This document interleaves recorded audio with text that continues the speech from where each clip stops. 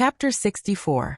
Following the voice, Yang Chendong turned his head and saw a seemingly elegant young man smiling as he placed 5 taels of silver on a copper plate. His gaze drifted around as if he was showing off his height, wealth, and handsomeness to others. Sixth brother, only those who tip over 50 taels of silver will be praised and remembered by Lady Xiang. How much should we tip? Noticing that Yang Chendong seemed to be moved, fourth brother Yang Yang hurriedly added fuel to the fire. In any case, it was Yang Chendong's money. Even if he didn't tip Lady Xiang, he might not necessarily give it to him. Since that was the case, it was better to tip more. In that case, he would naturally be in the limelight. Oh, is there such a saying? Yang Chendong smiled when he heard this. Then he raised his index finger toward Tiger Mane, who was standing behind him. 100 taels? Sixth brother is bold. Yang Yang thought that he understood. Looking at the gesture, he chuckled. Then he sat down and waited for the turtle slave to come to his table, so that he could show off. The turtle slave shouted and sang. Then he handed the 10 taels of silver on the copper plate, and some money from the other people to the little turtle slave behind him. Then he walked to another table. However, it seemed that his good luck had run out. Or perhaps, most of the people who came today were embarrassed. In short, he didn't drink or sing. When he came to Yang Chendong's table, the turtle slave first lowered his head to show respect. Then his gaze landed on the table of the 2 high dukes' descendants not far away. To be able to be a turtle slave who came to collect money, he had to have some status. Moreover, he had to have good eyesight. What kind of person could tip how much money? He could naturally tell at a glance. In his eyes, this wasn't Yang Yang's first time here. This was the first time he had sat in such a good position. However, he was afraid that this was the extent of his ability. Perhaps there would be some money, but it definitely wouldn't be too much. Otherwise, he would have sat in the main seat where the 2 high dukes were sitting. Yang Yang already knew the result, so he had been waiting for the arrival of the pimp so that he could perform well. When he saw that the other party didn't even look at him, he couldn't help but sneer. Then he imitated Yang Chendong and nodded to Tiger's Mane behind him and said, "Reward." Tiger's Mane wouldn't listen to Yang Yang, even if it was his 4th young master. However, with Yang Chendong's previous order, when he heard the word reward, he obediently untied the bundle on his body, took out some silver and placed it on the copper plate. Compared to young Master Wang's reward just now, the silver coins this time were all 20 taels per ingot. Once he placed the coins in his storage ring, he received 5 ingots in the blink of an eye. Yang Yang looked like he was waiting for the tortoise slave to sing and drink, but who would have thought that Tiger's Mane still had no intention of stopping? The silver ingot in his hand continued to smash down. 10 ingots, 20 ingots, 30 ingots, 40 ingots. Yang Yang's expression changed greatly. This was far more than 100 taels of silver, but he still had no intention of stopping. This Tiger's Mane couldn't be stupid, right? What was he doing? He wanted to say something to stop him, but he was worried that he would lose face. He could only look at his 6th brother, Yang Chendong, but he still couldn't understand, because his 6th brother's face was full of smiles, as if he didn't see the situation in front of him. He was still calm and unmoved. At this moment, the tortoise slave was also dumbfounded. He originally thought that the Yang family's 4th young master would at most tip 3 to 5 taels of silver, but who would have thought that the 4th young master would throw 20 taels of silver into the copper plate without even blinking an eye? The clanking sound of the silver ingot being thrown into the copper plate was incessant, to the point where he had to use both hands to support it, but he still couldn't support it. Fortunately, the little tortoise slave behind him had good eyesight, and had already come to help. The 2 of them were barely able to support it with 4 hands. In the past, when someone tipped, the tortoise slave only felt happy and excited. According to the rules, he could also get a certain commission. In other words, the more he was tipped, the more he would get. Only today he felt the pressure. It was also the first time that he had the idea of quickly stopping the tipping, because his hands really couldn't support it. Yang Yang and the tortoise slave's expression had already changed. Not only that, but the faces of everyone in the hall who saw the scene changed. Even Cui Na, who was standing on the stage, had her face turned red. It was unknown whether it was fear, excitement, or excitement. This scene also shocked the others. After the two high dukes saw this, their expressions also changed. When they saw a large amount of silver appearing on the copper plate, they seriously looked at Yang Qindong, and Yang Qindong who was sitting beside him with an indifferent expression. What kind of person was Yang? They often met him here, so they naturally knew. He was just the fourth young master of the Yang family. It was impossible for him to have such financial resources. Of course, it wasn't that they looked down on Yang, because even if he had so much money, he wouldn't take it all out. He still had to live. Not to mention, even if he took out so much silver, he might not be able to get Lady Xiang's favor. One had to know that with this amount of silver in hand, who knew how many concubines he could marry? There were other people who were also shocked when they saw this scene. There was envy, jealousy, and hatred in their eyes. Just like young Master Wang who had just tipped 50 taels. His face was originally full of arrogance, but now even his head was lowered. He only tipped 50 taels, and was already so complacent. Compared to the Yang family's tipping, wasn't he too ignorant and stupid? Regardless of what other people thought, Tiger's Mane followed Yang Qindong's orders, and took out silver ingots one by one. Finally, after taking out a total of 1,000 taels, he stopped and then closed the huge bag on his body. 1,000 taels of silver was equivalent to 100 caddies, but the bag didn't seem to have decreased by much.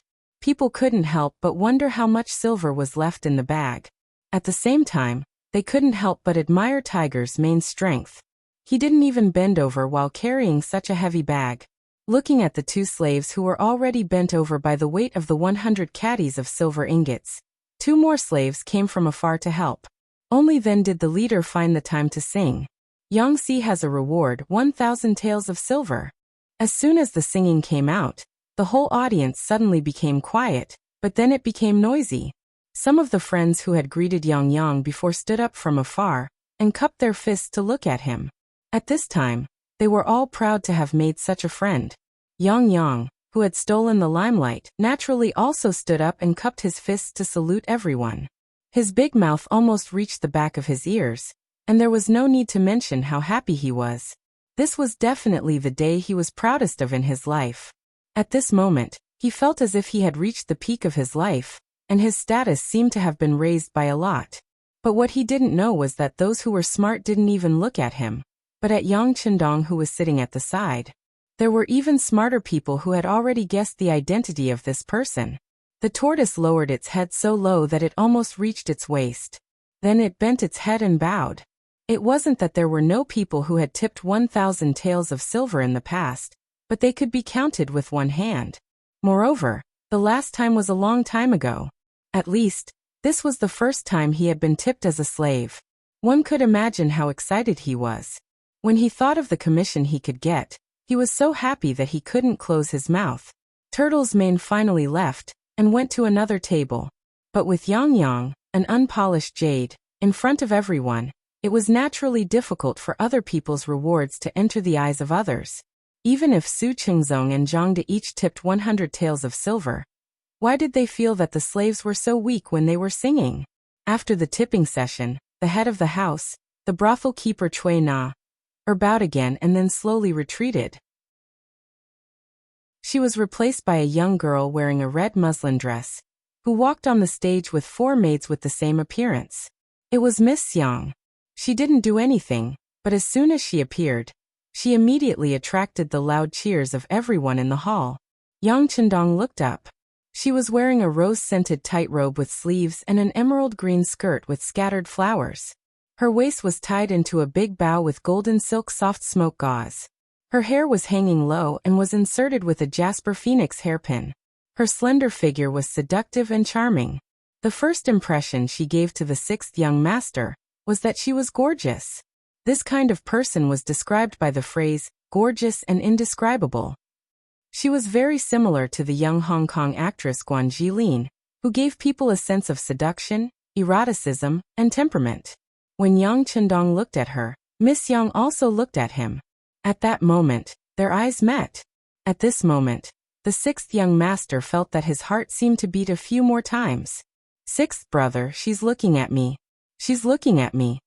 This beautiful feeling was quickly disrupted by 4th brother Yang Qindong. He looked like a pig, and his saliva was about to flow out. He kept pulling Yang Chendong's sleeve, and kept repeating it. Yang Chendong's thoughts instantly returned to normal. Then the corners of his mouth curled into a faint smile. He already knew that Miss Yang was powerful. She could easily seduce people's souls.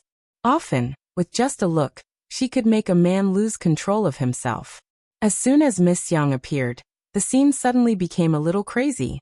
Everyone's eyes were like a rain of arrows, flying directly toward the stage. Miss Yang seemed to be used to this. She still did her own thing. First, she bowed apologetically. Then a wooden table and a guqin appeared in front of her. Her jade-white hands gently moved forward and landed on the strings of the guqin. Then, a soul-stirring sound of the guqin was heard.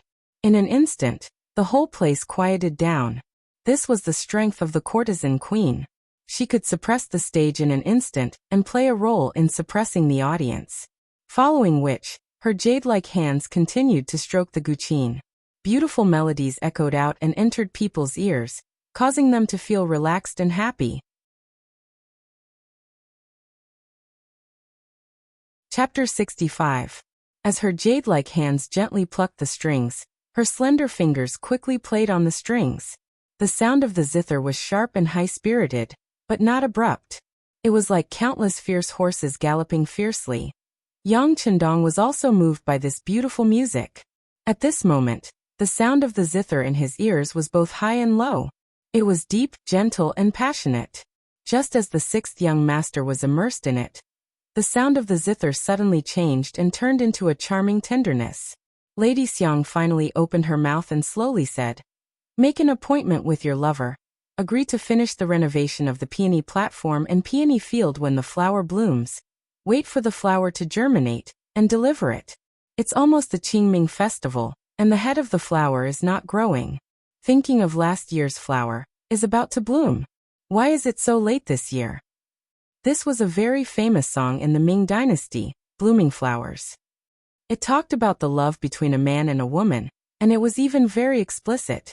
As the spectators who were extremely familiar with these songs, they naturally heard everything and nodded their heads incessantly.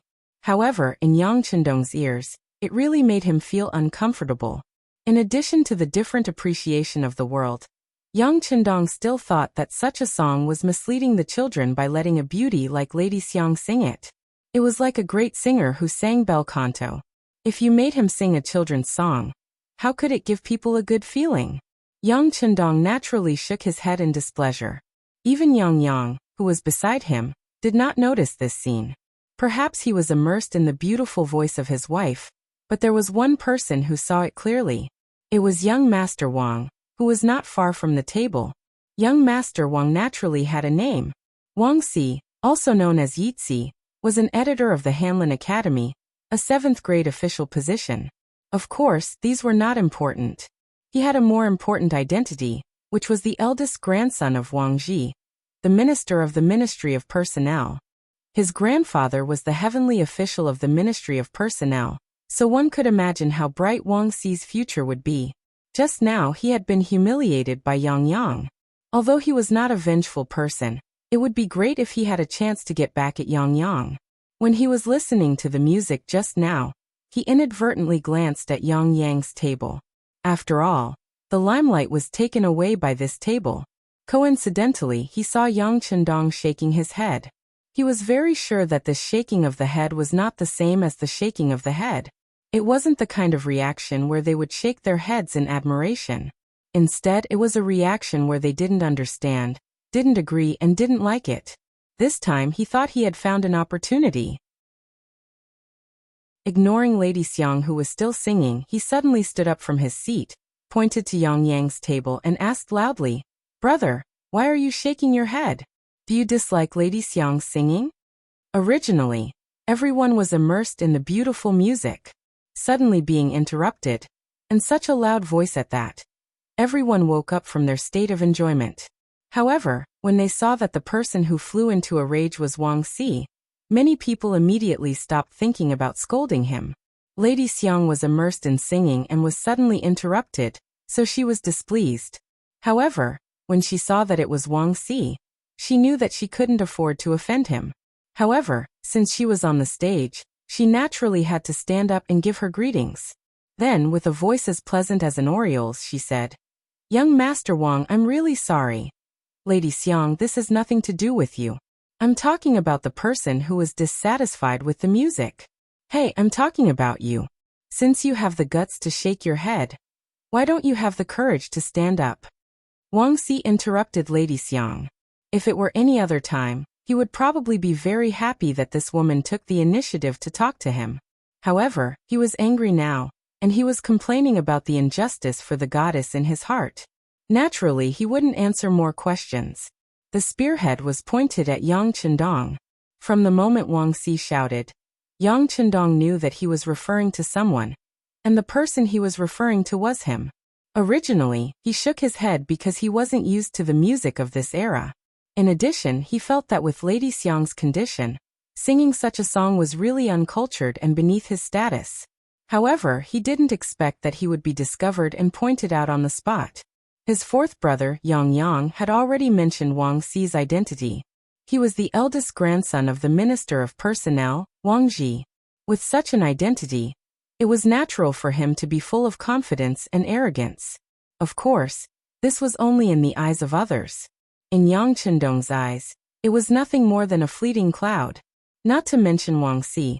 Even if his biological grandfather, Wang Ji, was here, Yang Chendong would do what he should do. He would never let himself be wronged because of the other party's identity and let others criticize him. Therefore, after glancing at Wang Xi, he chuckled and said, "What's wrong? Could it be that there's a rule that the listener can only praise the song and can't have other opinions?" Wang Xi was speechless. How could there be a rule that required the listener to listen to the song? This was a pastime, and one could just follow one's mood. However, although there was no rule, the person performing on the stage was Lady Xiang. She was the person that Wang Xi had been thinking about day and night. If it wasn't for her background, he would have begged his grandfather to take her as a concubine. However, the top courtesan was also a lowly person. Based on this rule, she could never enter the Wang family. As the saying goes, the best is what you can't get. It was precisely because he couldn't get her that Wang Xi felt the benefits of Lady Xiang. If he had extra money, he would definitely come to support her. Yang Chendong really looked down on the goddess in his heart. Based on this, he couldn't take it lying down. Yes, there isn't any law that stipulates this, but everyone who comes here is here for Lady Xiang. Are you going to say that they aren't? If you're not, why are you here? Please leave now. As he spoke, Wang Xi pointed in the direction of the door with an indignant expression. Wang Xi lived up to his name. He was indeed very smart. Knowing that he couldn't use the law, he used Lady Xiang's name. For a moment, it aroused the anger of the crowd. Most people stood up and pointed angrily at Yang Chendong in order to curry favor with Lady Xiang. They said, "If you don't want to watch, get out now." Not far away, the descendants of the two Grand Dukes didn't join in the condemnation. Instead, they watched the scene with great interest. They had already guessed Yang Chendong's identity. It was very likely that he was the sixth young master of the Yang family, who presented the great gift to the emperor today. Because of this, he was given the position of secondary grade 5 servant to the crown prince. With such a big gift and the previous incident with Yang Bao, they didn't think that he was a master that could be easily manipulated by others. However, the situation was not good now. They wanted to see how the sixth young master of the Yang family would break the situation. So many people suddenly pointed their spears at Yang Chendong. Tiger's Mane and Beta Persei instinctively wanted to flash in front of the young master to protect him. However, the sixth young master waved his hand as if he didn't care. He noticed that Wang Xi only asked him to get out in anger, and didn't even add the word scram. From this, it could be seen that this person was reasonable. At least, he wasn't the kind of idiot who would bring trouble to himself. To put it bluntly, it was nothing more than the fact that he had previously overshadowed Lady Xiang with his gift. In addition, he had shown a trace of disrespect to Lady Xiang, which led to the incident. This was just the thought of a young and frivolous person. If it were any other time, Yang Chendong would have just laughed and left the place after that. If he did this, perhaps others would say that he was weak. However, real weakness didn't depend on how others evaluated him.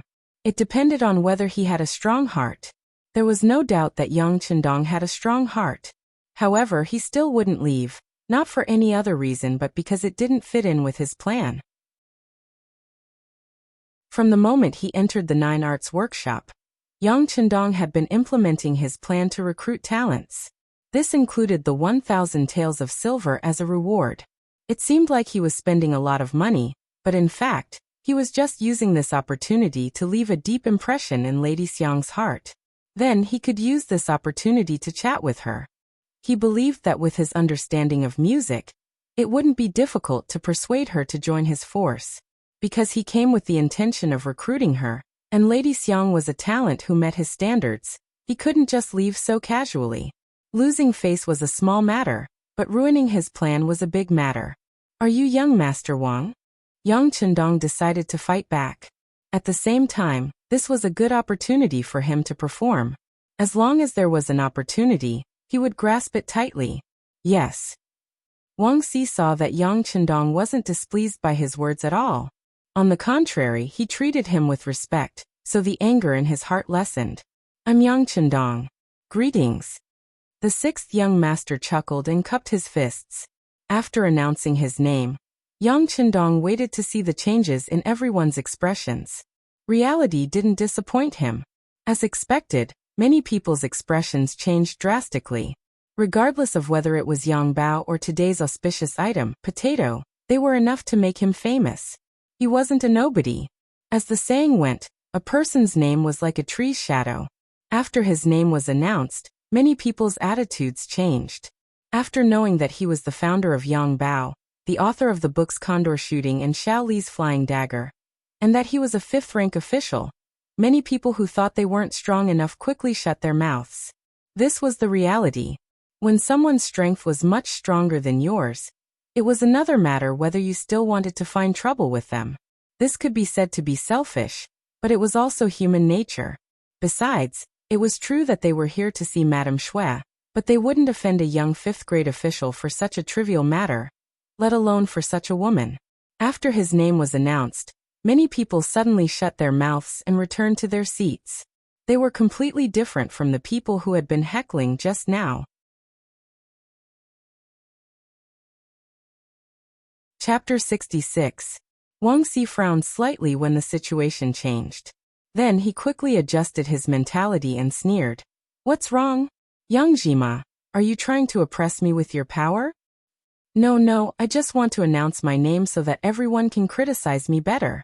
Yang Chendong smiled and waved his hand. Then he changed the topic and asked.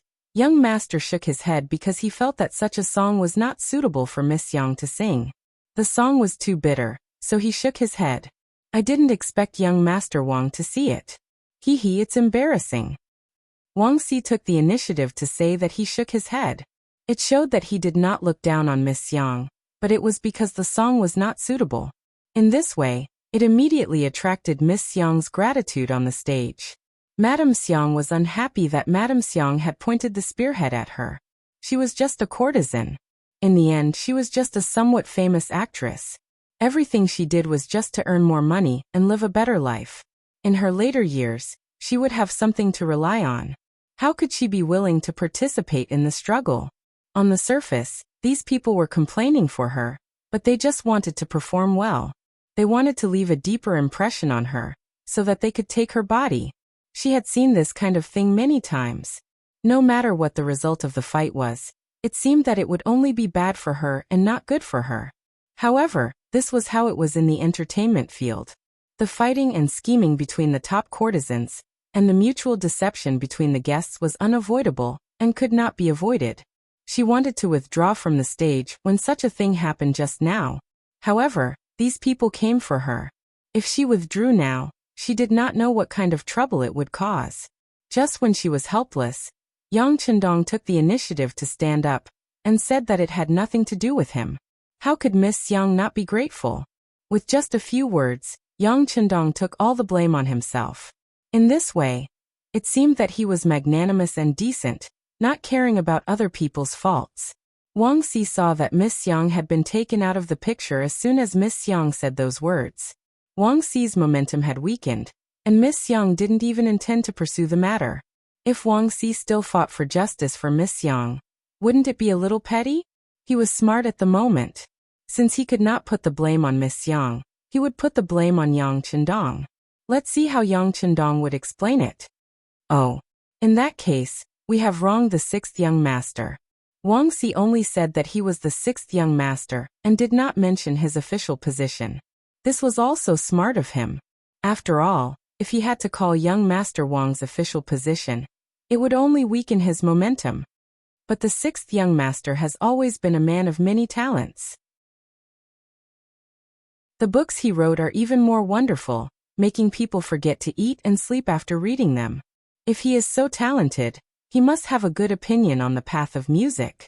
Wang Xi is not talented, but I am willing to learn a thing or two. Wang Xi was unyielding, or rather he wanted to use this opportunity to get back at young Master Wang. As long as Yang Qindong said that he did not understand the path of music, he would attack Yang Qindong for saying that he did not understand the path of music. If he were to say that he understood the way of music, then he would definitely have to perform a song on the spot. If that was the case, then wouldn't a dignified imperial scholar, a fifth-ranked official, have to sing some kind of romantic and elegant song? Wouldn't that be a laughingstock? All in all, this was a dead end. A dead end where everything he said was wrong. There was no lack of smart people in the hall. After hearing Wang Xi's words, they looked at Yang Qindong with a gloating expression, waiting for him to fall into their trap and be humiliated. Fourth brother Yang Yang was naturally a smart person. One had to know that being a dandy in the capital was not something that could be done with a little status. Most of the time, one had to use their brains. Seeing that someone was pointing at his sixth brother, he stood up agitatedly, wanting to refute the accusation. However, before he could say anything, Yang Qindong grabbed his arm, and then a huge force came, forcing him to sit back in his chair.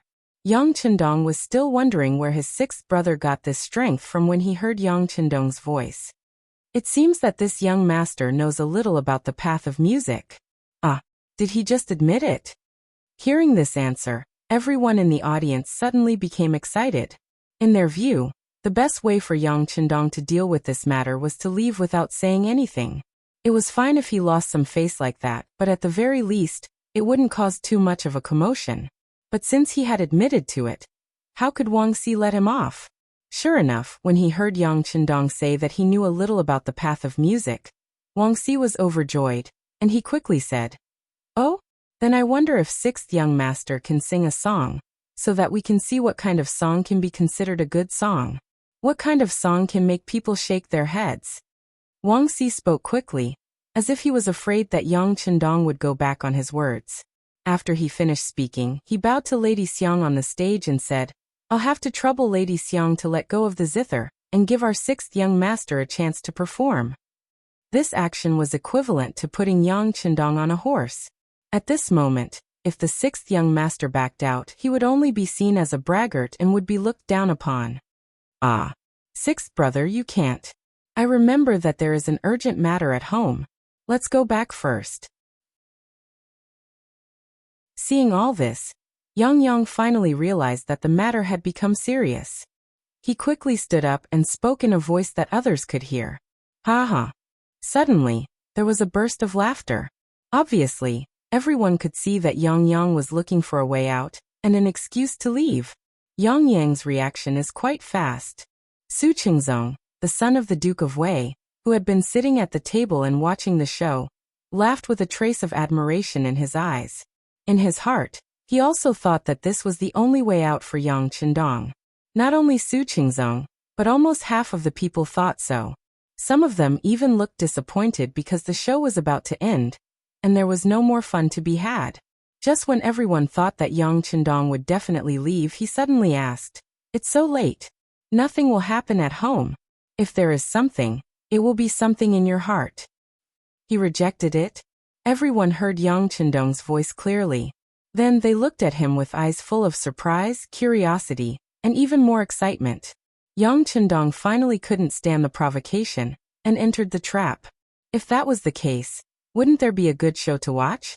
They thought that after tonight, They would be able to boast to their friends that they saw a fifth-rank official of the imperial court singing a love song. That would definitely be a shocking thing. Sixth brother Yang had already given him a way out, and didn't hesitate to attract the ridicule of others.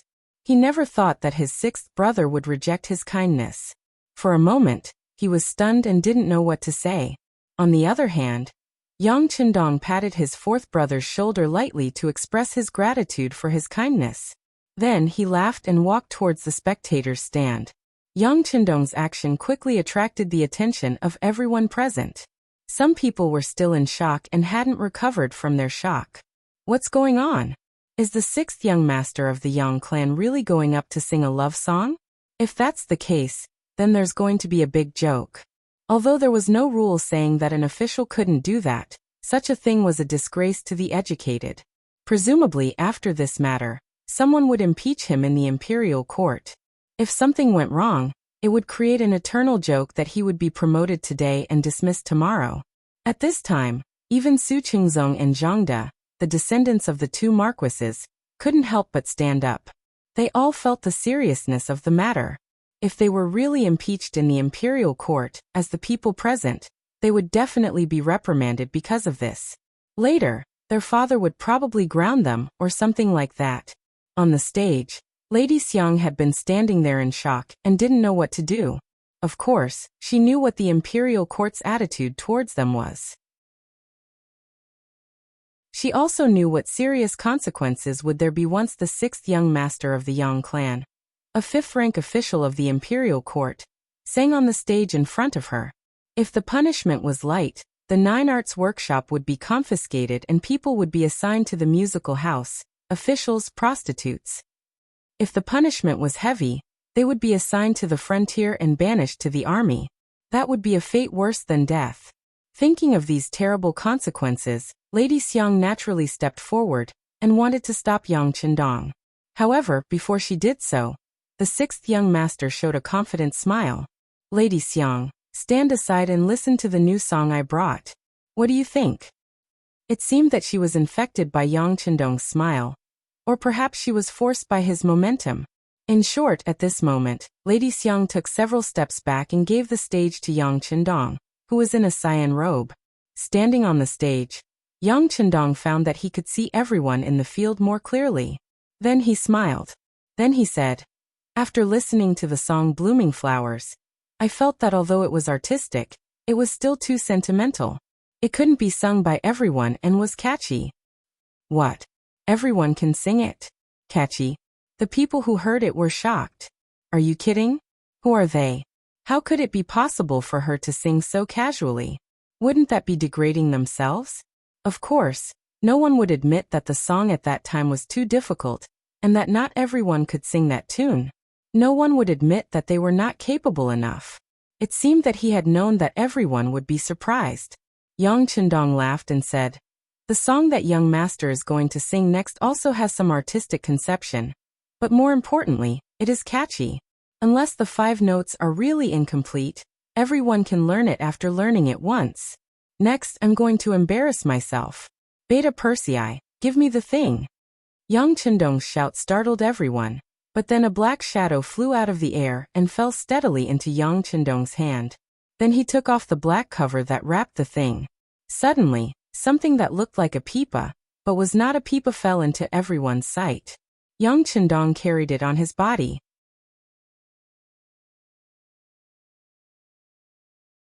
Chapter 67. It was a guitar, and it was also a modern product. It was something from Yang Qindong's dormitory, and it appeared here together with Datsong. As mentioned before, Yang Qindong would act as anyone in order to complete various tasks. He once learned vocal music to get in touch with his target. Now was the time for him to put on a good show. With the guitar in his hand, Yang Qindong's confidence overflowed. He originally brought this thing with him to discuss things with Lady Xiang. Yang Qindong knew that for talented people, especially people like Lady Xiang, money could only be the third most important thing. Love and talent were the most important things for them. Love was something that Yang Qindong couldn't give them now. He didn't even have a wife. If he married a slut first, he didn't know how others would criticize him. At that time, it was really a matter of public criticism. Since that was the case, he could only give them talent. He believed that the beauty of music was universal. Just like the people in the future, there were people who liked Beijing opera and Kunku opera. He did not believe that the songs of the future would not work in this era. The popular and catchy feeling would be unforgettable once they came into contact with it. For example, the few military songs that he taught were already proof. Even if the military songs could be accepted by the people of the current era, he also asked Xiaoyu. She said that the military songs were really good. The beautiful melody was not something that those people of the current era could sing. It was Xiaoyu's words that gave Yang Qindong confidence. That was why he dared to stand on this stage and perform. However, even though he was confident in his heart, Yang Qindong still did not want to use something too advanced to stimulate others in the beginning. For example, if he used Jay Chou's nunchaku, the speed of the singing would probably be too fast. With a hum and ha-ha, people would be confused. If they could not hear it clearly, how could they learn it? Therefore, he had to first use something that was more popular and more accepted in this era. Although it was as distant, at least they could understand the meaning of the words. Today, not only was Yang Qindong going to sing, but he was also going to teach. The people present were his first batch of listeners and students. Now that he had decided to sing, everyone in the hall held their breaths. They wanted to see what the sixth young master, who was known as multi-talented, was going to sing. Just as everyone was building up their emotions, Yang Qindong suddenly put his guitar behind his back and said with a smile, "Since everyone is giving me face, today, this young master will follow the rules and do something exciting. How about it?" Although the question was asked, there was no reply for a long time because no one knew what he was going to do. Only Tiger's Mane and Beta Persei reacted quickly and answered loudly, "Okay." The two of them were used to the sixth young master being outstanding. In their eyes, as long as the sixth young master wanted to do something, there was nothing he could not do, and nothing he could not do well. Singing was naturally the same. For example, weren't those military songs from the sixth young master's mouth? Now that they all knew how to sing, everyone said that it was good. Haha. Seeing that there were only two people supporting him, Yang Qindong did not care. Instead, his body first relaxed, then tensed up. He immediately took out his singing skills, and then a loud and clear voice came out from his mouth. "That day, Grandpa took me to see Beijing opera. I saw a lot of big faces on the stage. Red, white, yellow, green, blue, grinning and staring. They sang and shouted at the same time. Wow, wow, wow, wow, wow, wow, wow. It was like thunder chattering in my ears." His opening speech had shocked everyone. That clear voice, without any hesitation, knocked on their hearts like a hammer, making them feel carefree for no reason. The blue-faced Doer Dun stole the horse, the red-faced Guangong fought Changsha, the yellow-faced Dianwei, the white-faced Chow Chow, the black-faced Zhang Fei, called Cha-Cha. Suddenly, the climax began, which was the easiest part for people to learn to sing. As soon as the lyrics came out, many people became serious and even excited.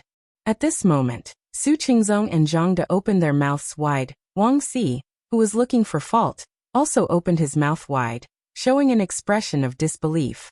The whole hall was also very quiet, and only Yang Qindong's loud voice was still surging out. To be honest, the Peking opera's face is really good, but the singer is singing in a dialect. I can't understand it no matter how hard I listen to it. The third part was said casually, but it seemed to be referring to something. The rhythm of Lady Xiang's singing was too slow, and even people who heard it for the first time couldn't understand it. As soon as the words came out, it was obvious that Lady Xiang, who was standing aside and didn't know what to do, hurriedly lowered her head. It was not because she was afraid, but because she was shy. Then came the climax. The purple heavenly king holds the pagoda, the green devil fights the yaksha, the golden monkey king, the silver demon, the gray elf, ha ha ha. In order to let people in the hall understand the meaning, Yang Qindong tirelessly sang it 5 times in a row. He didn't stop until he felt that his throat was a little dry. Fortunately, on the 3rd time, at the climax, there were already people singing along. After all, as Yang Qindong said, the lyrics and melody were simple, easy to understand and easy to sing. By the 4th time, More and more people began to sing along. By the fifth time, more than half of the people could already sing along with the song. Just when everyone was used to the melody and wanted to continue singing until the end, Yang Chendong suddenly stopped. He couldn't sing Rap Mask too softly. He really felt that his mouth was dry. Fortunately, there was someone who understood him. Tiger's Mane had already prepared tea and was waiting by the side. When he saw the sixth young master stop, he quickly handed him the tea. After Yang Chendong drank it up, he turned around and walked back to the stage. At this time, too many people were still immersed in Rap Mask. It was the first time they heard such a simple and high-spirited song, and they felt that it seemed to be something prepared for their men. For something like this, what's the harm in singing it in front of others? What's the harm? Just when everyone was still immersed in this passionate Rap Mask, a very light voice suddenly sounded. After everyone was stunned, they looked at the stage and saw Yang Chendong gently moving the guitar while speaking softly. A long time ago, there was a firearms camp. Song Laosan and his family lived next to them. They had nothing to do and even smoked big cigarettes. Big cigarettes existed in the 6th Dynasty's era and were used as a tribute in the Tang Dynasty. There were already many people who smoked in the country in the late Ming Dynasty. The old couple had no children, so they gave their daughter a pet name Delian. When Delian grew to the age of 16 or 17, she was really slim and graceful. The matchmakers kicked the door down, but Song Laosan and his wife only ate, drank and played all day long. They didn't care about their daughter's marriage. Later, they met a young farmer, Tong Xiaolu, and the two of them fell in love secretly. Once Tong Xiaolu came to Delian's house. The two of them were secretly having a rendezvous and were discovered by their parents. This time they got into big trouble. It was an insult to their ancestors and a disgrace to their family. Delian's father used a leather whip to beat Delian until her skin and flesh were torn open. He gave her a kitchen knife, a rope, and a pair of scissors and told her to kill herself. In the end, Delian was forced to jump into the Qingshui River at the entrance. When Tong Xiaolu heard that Delian had jumped into the river and died, he brought the joss paper to the Qingshui River. On a windy and rainy night, he came to pay respects to his sister Delian. After paying his respects, poor Tong Xiaolu also jumped into the river. This was a tragic love story where both sides died for each other. First, he narrated the story in a narrative way. Then, the sound of the guitar accelerated, accompanied by Yang Chendong's clear voice. The tip of the peach leaf is sharp, and the willow leaves fill the sky. Dear Lord Ming, listen to me carefully. This matter happened at Shijing's Blue Indigo Factory. In the Blue Indigo Factory's firearms camp, there is a Song Laosan. Speaking of this Song Laosan, the couple smoked a lot and never had a son to give birth to a daughter, Chan Wan. Amidst the soft singing, the story was slowly spat out. The content was clear, and the melody was easy to understand. It allowed people to quickly immerse themselves in it.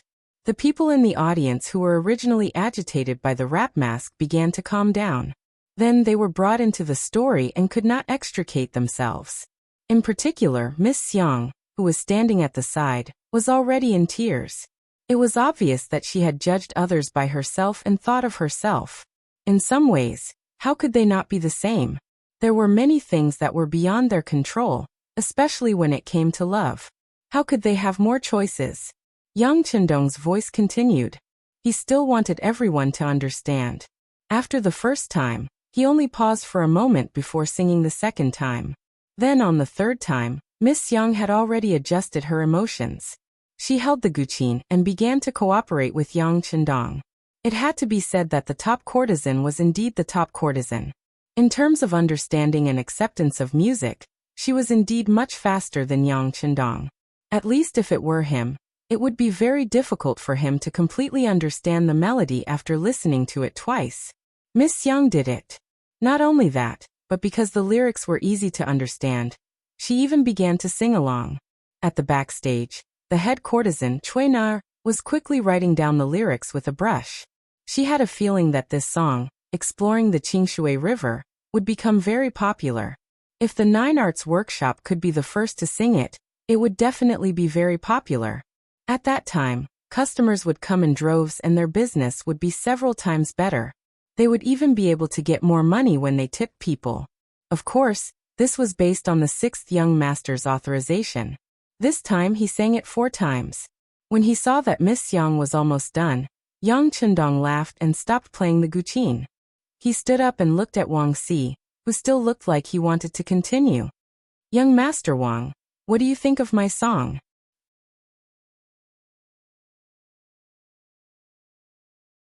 Chapter 68. All right. Wang Si was a straightforward person. He stood up immediately. Not only did he say good, but he also sighed and said apologetically, "Wang Si underestimated the sixth young master previously. I sincerely apologize to you. I hope the sixth young master won't take it to heart." "Haha. What's there to take it to heart? Speaking of which, you also contributed. If you hadn't provoked me like this, I'm afraid this young master wouldn't have dared to come up on stage and embarrass myself." Yang Chendong laughed without the slightest hint of blame. Wang Si was also a clever person. He smiled and said, "Then we won't have the good fortune to enjoy such beautiful music, right? Ha ha ha." Immediately, the two of them smiled at each other, and the enmity between them disappeared.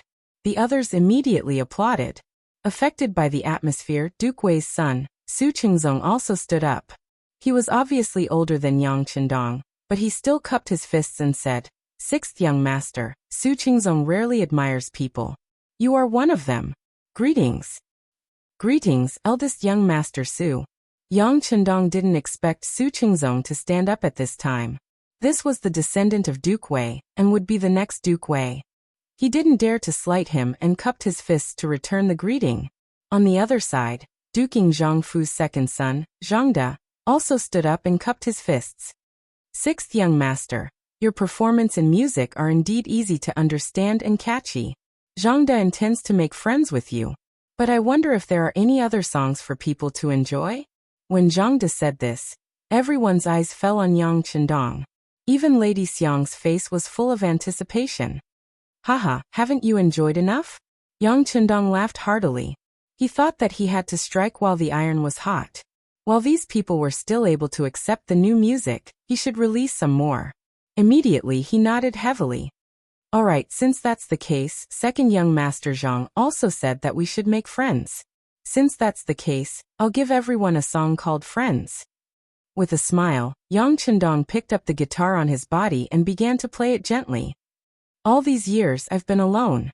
The wind has passed, the rain has gone, I've cried, I've made mistakes, but I still remember what I've persevered for. Only when I've truly loved someone will I understand that I'll be lonely. I'll look back, I'll have dreams, I'll have you in my heart." A seemingly peaceful piece of music poured out the bits and pieces of a person's growth process. Then the voice suddenly rose, and the eyes looked at Zhangda, Su Qingzong, Wang Si, Yang Yang, Tiger's Mane, Beta Persei, and everyone else in the field singing, "Friends walk together for life, those days will no longer exist. One sentence, a lifetime of love, a glass of wine, friends have never been lonely. Once I call you a friend, you will understand." Every time Yang Chendong's eyes landed on someone, that person could not help but straighten his body. He was excited to receive the sixth young master's gaze. This was one of the songs that made Zhou Huajian famous. Once this song was played, it was naturally unrivaled. After only 2 performances, more and more people below the stage responded. Many of them even had tears in their eyes, as if they had experienced the meaning of being friends again from this song. As soon as the 3 new songs of Rap Mask, Exploring Qingshui River, and Friend came out, everyone looked at Chu Fifan with more admiration in their eyes. No one knew who took the lead to shout, "Dong Shui! East Marshal! One more song! East Marshal! East Marshal!" It was as loud as thunder. The loud voice spread out from the 9-Art Square, causing the passers-by to stop and look at each other. They could not understand what was going on here today. After the shouting, Yang Chendong kept his guitar and walked down the stage with a big smile. He returned to his table. His 4th brother, Yang Yang, who had been sitting there all this while, was already blushing. When he saw Chendong sitting down, he said, "Sixth brother, you're really something. Once tonight's matter is spread out, Your name will be known throughout the entire capital tomorrow. Yang Chendong smiled and shook his head. This was only the beginning. He had only brought out a small portion of the things that he knew, and it had already caused a commotion in the capital. If these people were to take a look at Crimson City, wouldn't their eyeballs fall out? Yang Chendong's expression was calm, but the people in the audience seemed to have been injected with chicken blood. After listening to the 3 completely different songs, they had gradually accepted this new style of music. There were even a few people who gathered together and began to memorize the lyrics of the 3 songs. One after another, they chatted happily. Those who did such things were either people without status, or people who felt that their status was not good enough. For example, the son of Duke Su Qingzong, the second son of Duke Ing Zhangde, and the grandson of Wang Ji, the Minister of Personnel, Wang Si, did not bother to do such things. Instead, they held their wine glasses and walked over to Yang Chendong's table. Those who were able to come to the 9 Art Square and become regulars here were all people who loved music. The 3 people who were shocked by the 3 songs took the initiative to walk over to Yang Chendong's table. It was not because he was a secondary class, rank 5 official at such a young age, but because they admired his talent. The 3 songs just now allowed them to understand what it meant to be a high mountain and flowing river, and what it meant to be a heavenly sound. It could be said that the appearance of the 3 songs had completely overturned their understanding of music. At this moment, they were truly impressed by Yang Chendong's talent. Walking over to him was just an act of goodwill. Naturally, Yang Chendong, who wanted to make friends with influential officials, would not let go of such an opportunity. He immediately drank and chatted merrily with the 3 people. Including 4th brother Yang Yang, there were 5 people in total. They chatted merrily, and laughter could be heard from time to time. Dong Shui, these 3 songs of yours are truly unforgettable. It's so refreshing. Su Qingzong, who was shaking his head, said with a flushed face. That's right. Compared to the songs I've heard in the past, it's obvious who's better. I'm afraid that I'll have to suffer in the future. Zhangde, the second son of Duke Ing, had a look of pity on his face, as if he was sad that he would not be able to hear such songs in the future. Sigh, second young master Zhang, you're right. With Dong Shui around, why would we worry about not being able to hear such beautiful songs in the future? Isn't that right? As Wang Si spoke, he winked at Yang Chendong, clearly saying that if we want to listen to songs in the future, we'll have to look for you. The 3 people here, one asking and one answering, seemed to be expressing their own opinions, but in reality, they were just testing him. Yang Chendong was well aware of this, but he didn't point it out. Instead, he went with the flow and said, in the future, if you want to listen to music, you can't look for me. No matter what, this young master is still a 5th rank official of the imperial court. If I really do that, those imperial censors will report me to the emperor. When he mentioned the imperial censors, the 3 people's expressions changed. The hierarchy of the dynasty was very strict, and people were divided into 3, 6, and 9 ranks. Entertainers were of a lowly background, and were looked down upon the most. Any large family would not marry a woman of this background, even if they wanted to take a concubine, not to mention that Yang Chendong was a 5th rank official in the imperial court. Although this official position was only a low-ranking official, and he had received it after offering the potato, it was still an official. Once there was a crown prince in the future, his power would naturally be used. If he were to sing, it would be a scandal. It would be seen as a disgrace to the imperial court. If that really happened, the spittle of the imperial censor would drown the entire imperial court. When that time came, not only Yang Chendong, but the entire Yang family would be implicated. When they thought of the consequences, Su Qingzong and the others could not help but be startled, and then they all shook their heads. Seeing that the 3 of them knew the serious consequences, Yang Chendong chuckled. Out of the corner of his eye, he noticed that Lady Xiang was looking at him from not far away. Cui Na-er, who was standing beside her, had an anxious look on her face. The corners of his mouth curled up slightly, and he opened his crescent-shaped folding fan with a swish, gently fanning his elegant and handsome face. Come drink wine, drink wine. There's wine today, so let's drink in the morning. While calling out to Su Qingzong and the others, Yang Chendong was waiting for the fish to take the bait. On one side of the stage, Lady Xiang clenched her fists. Because she was using too much strength, her slender fingers were starting to turn white. However, she did not care at all. Her gaze was fixed in the direction of Yang Chendong. She pursed her lips and did not speak. She was not as calm as before. Beside Lady Xiang, the middle-aged but still charming Cui Na was chattering endlessly. Xiang do you really plan to take the sixth young master as your master? Although his elder sister was also amazed by the 3 songs he played just now, he was still an official and a noble. We are just the lowest performers, and the difference in status is too great. Even if you are the famous Lady Xiang of the capital, if you want to take him as your master, I'm afraid he will not agree. You will only be asking for your own humiliation. Lady Xiang, who had already gathered some courage, clenched her fists even tighter, and there was a hint of struggle in her eyes. However, in the end, she still did not take the step, as if her feet were tied to a boulder. Yang Chendong, who was sitting there drinking wine and chatting with his new friends, noticed that Lady Xiang did not come over in the end.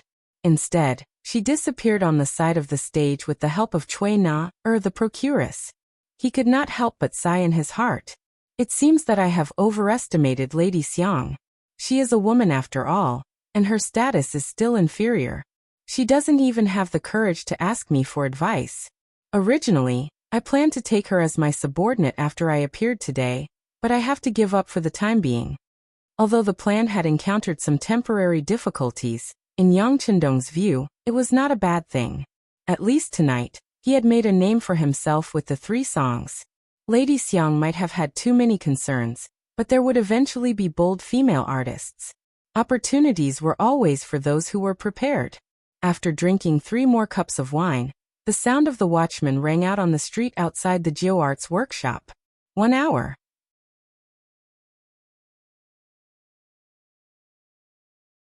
Chapter 69. There was a night ban in the Ming Dynasty. The rules were clear. Once the drum was rung at 3 o'clock in the morning, no one was allowed to go out. Only after the morning bell was rung at 3 o'clock in the morning would the ban be lifted. Those who walked on the streets during the 2nd, 3rd, and 4th night would be flogged 50 times. Those who broke the law after the 1st night ban, and before the 5th night ban would be flogged 40 times. As soon as the drum was rung, the guests in the hall began to walk out. Yang Chendong lived outside the capital, so he naturally had to be 1 step ahead. Otherwise he would not be able to make it to the southern city gate in time. Everyone, it's time. Farewell. Yang Chendong stood up and cupped his fists at Su Qingzong and the others. Take care, Dong Shuai. Su Qingzong and the others stood up with smiles on their faces. Although they had just met, they felt regretful that they had not met sooner. If there was anything Yang Chendong gained tonight other than making a name for himself, it was probably making these 3 friends. Of course, more importantly, the news of the 3 new songs spread rapidly in the capital that night. By the next day, there were already people on the streets humming the new songs that were fresh and catchy. The tip of the peach leaf is the tip of the tip. The willow leaves hold up the sky. My dear lord, listen to me carefully. In the morning, the servant girl, Little Wire, went out to buy breakfast as usual. As soon as she walked out of the courtyard, she heard 2 scholarly young men humming this song that she had never heard before. For a moment, Little Wire felt a refreshing feeling rush into her heart. For a moment, she stood there and listened in a daze. It was not until the 2 scholars were far away that she came back to her senses. Then, with a heart full of curiosity, she went to the nearest breakfast shop. When she returned to the courtyard after buying breakfast and saw the young lady getting dressed, she absent-mindedly placed the breakfast box on the round wooden table. Then, she rested her chin on her hands and carefully recalled the song she heard in her mind. Then she hummed softly. After snorting twice, she shook her head forcefully. Her face was filled with anxiety, as if she had lost something she loved. Little Wire, what's wrong with you? After repeated this, Little Wire was still immersed in her own world. The young Miss's voice, which was as pleasant as an oriole's, entered his ears. What are you humming? It sounds really nice. Ah, young miss. At this time, Xiaowei felt as if she had just woken up from a dream, but her forehead was already covered in sweat. I heard 2 people humming this song when I went out to buy breakfast. It gave me a refreshing feeling, so I learned a few lines. Unfortunately, I didn't manage to remember it. At this moment, Xiaowei looked as if she hated herself to the core, as if not remembering the lyrics and melody was a huge mistake. What? The young lady's expression suddenly changed. Xiaowei, are you saying that the song you were humming just now was a new song that people on the streets were singing? Miss, is this a new song? What kind of new song is it? Why haven't I heard it before? The young miss, whose arm was being held by the maid Xiaowei, had not yet fully put on her clothes. Under the red dress, her slender neck was undoubtedly exposed. Her soft breasts were like white jade, half covered. Her waist was tied, and a pair of slender and well-proportioned legs were exposed. Even her beautiful lotus feet were silently enchanting, as if inviting people to look at her seductively. If there were people who frequented the red light district here, they would definitely exclaim Madame Xue and call out her identity. Madame Xue's full name was Xiao Yuxia. She was one of the famous courtesans in the red light district of the capital. Together with Madame Xiang Dong Hanxiang, they were called half of the beauties in the city. It meant that both of them were more beautiful than half of the city. If they were combined, they would be the most beautiful woman in the city. Last night, Madame Xiang was resting in the backyard of Baihua Hall because of her female physiology. Moreover, she was young and sleepy, so she did not know what had happened in Jiu Art's workshop. Naturally, she did not know about the 3 new songs. When she woke up early in the morning, she heard her maid Xiaowei humming softly. She was attracted and wanted to ask what was going on. Of course it's a new song. You know what I do? If it's an old song, it's impossible that I haven't heard of it. Her tone was very certain. Madame Xue not only had snow-white skin, but also a beautiful voice. She was also very proficient in zither, chess, calligraphy, and painting. If it was an old song, she would definitely have heard of it. It's a new song. Miss, you should learn it quickly. When you sing it, more people will come to our Baihua Hall. Then we will be able to suppress Jiu Art's workshop. Xiaowei looked excited. Of course, whether it was because she wanted to listen to this song was unknown to outsiders. Bah! Madame Xue's red lips opened slightly. She really looked like she was exhaling. Since it's a new song, of course you haven't heard of it. If you have the time, why don't you go and find out where it came from? Oh, I'll go right away. The lively Xiaowei agreed and rushed out of the room. When she saw Madame Xue, whose clothes were still slightly untidy, she shook her head. Xiaowei is already 16 years old, but she still does things carelessly. I don't know who will marry her in the future. When it came to marriage, Madame Xue could not help but frown slightly. She thought of her own family background and Xiaowei's family background. People like them did not have the right to pursue happiness. Perhaps the best ending for them was to grow old in Baihua Hall. But when she grew old, would there be a place for her here? Courtesan. It sounded like she was quite famous. But in the end, she was just eating the rice of youth. Once she grew old, her popularity would decline day by day. At that time, there would naturally be younger and more beautiful girls to replace her. After a long time, no one would remember her glory when she was young. Just like the lyrics of the later generations said, "One wrong step, and you'll regret it forever." Dancers were also human. Who could she tell the pain in her heart? For the oppression of life, she swallowed her tears. Is this fate? Destined to live the rest of my life? It was because of the experience of countless predecessors that people like Madame Xue had long been prepared for it. She just wanted to earn more money while she was young.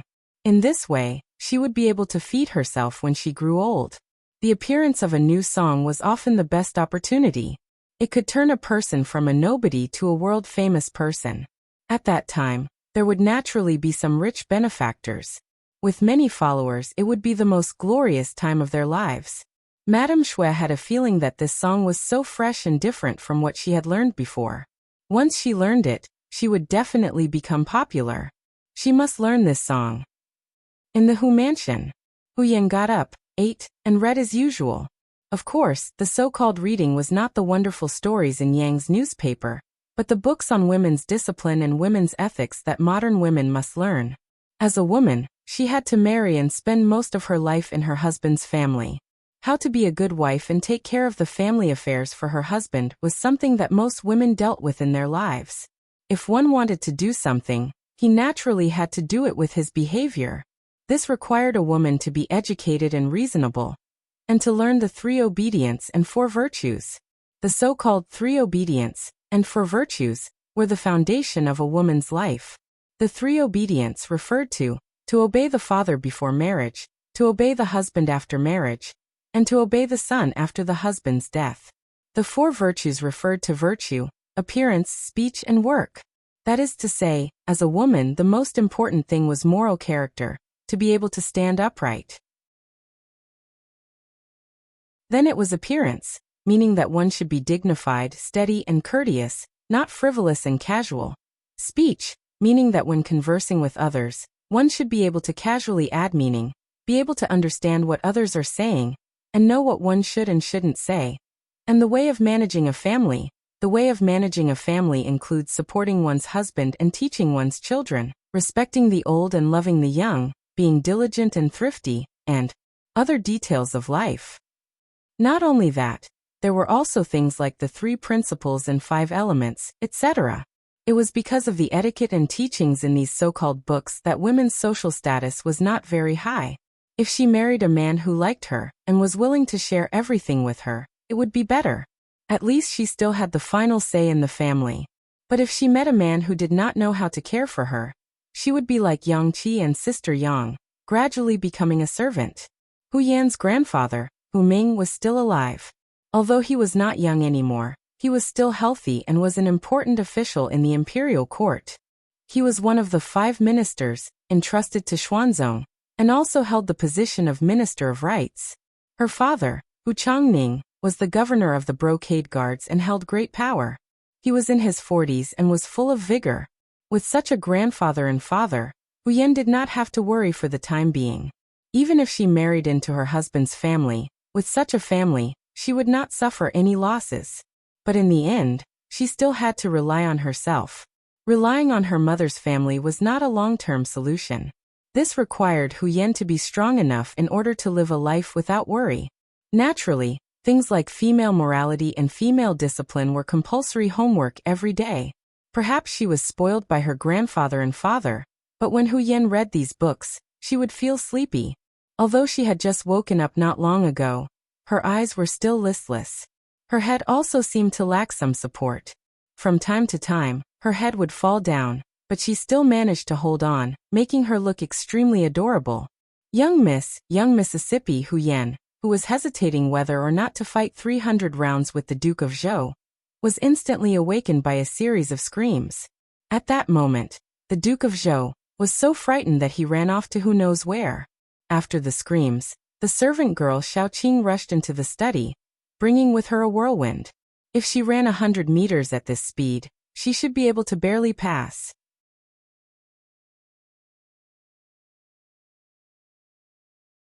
Chapter 70. Little Qing. Looking at the maidservant who was sweating profusely and was not reserved at all, Hu Yan pretended to be angry and scolded angrily with her small mouth. Don't you know what it means to be prudent and reserved? Look at you now. You don't look like a maidservant of the Hu family. You have been with me for so long, why can't you learn? Hu Yan still looked like she wanted to seize the opportunity to teach little Qing a lesson. Unexpectedly, little Qing did not listen to this at all.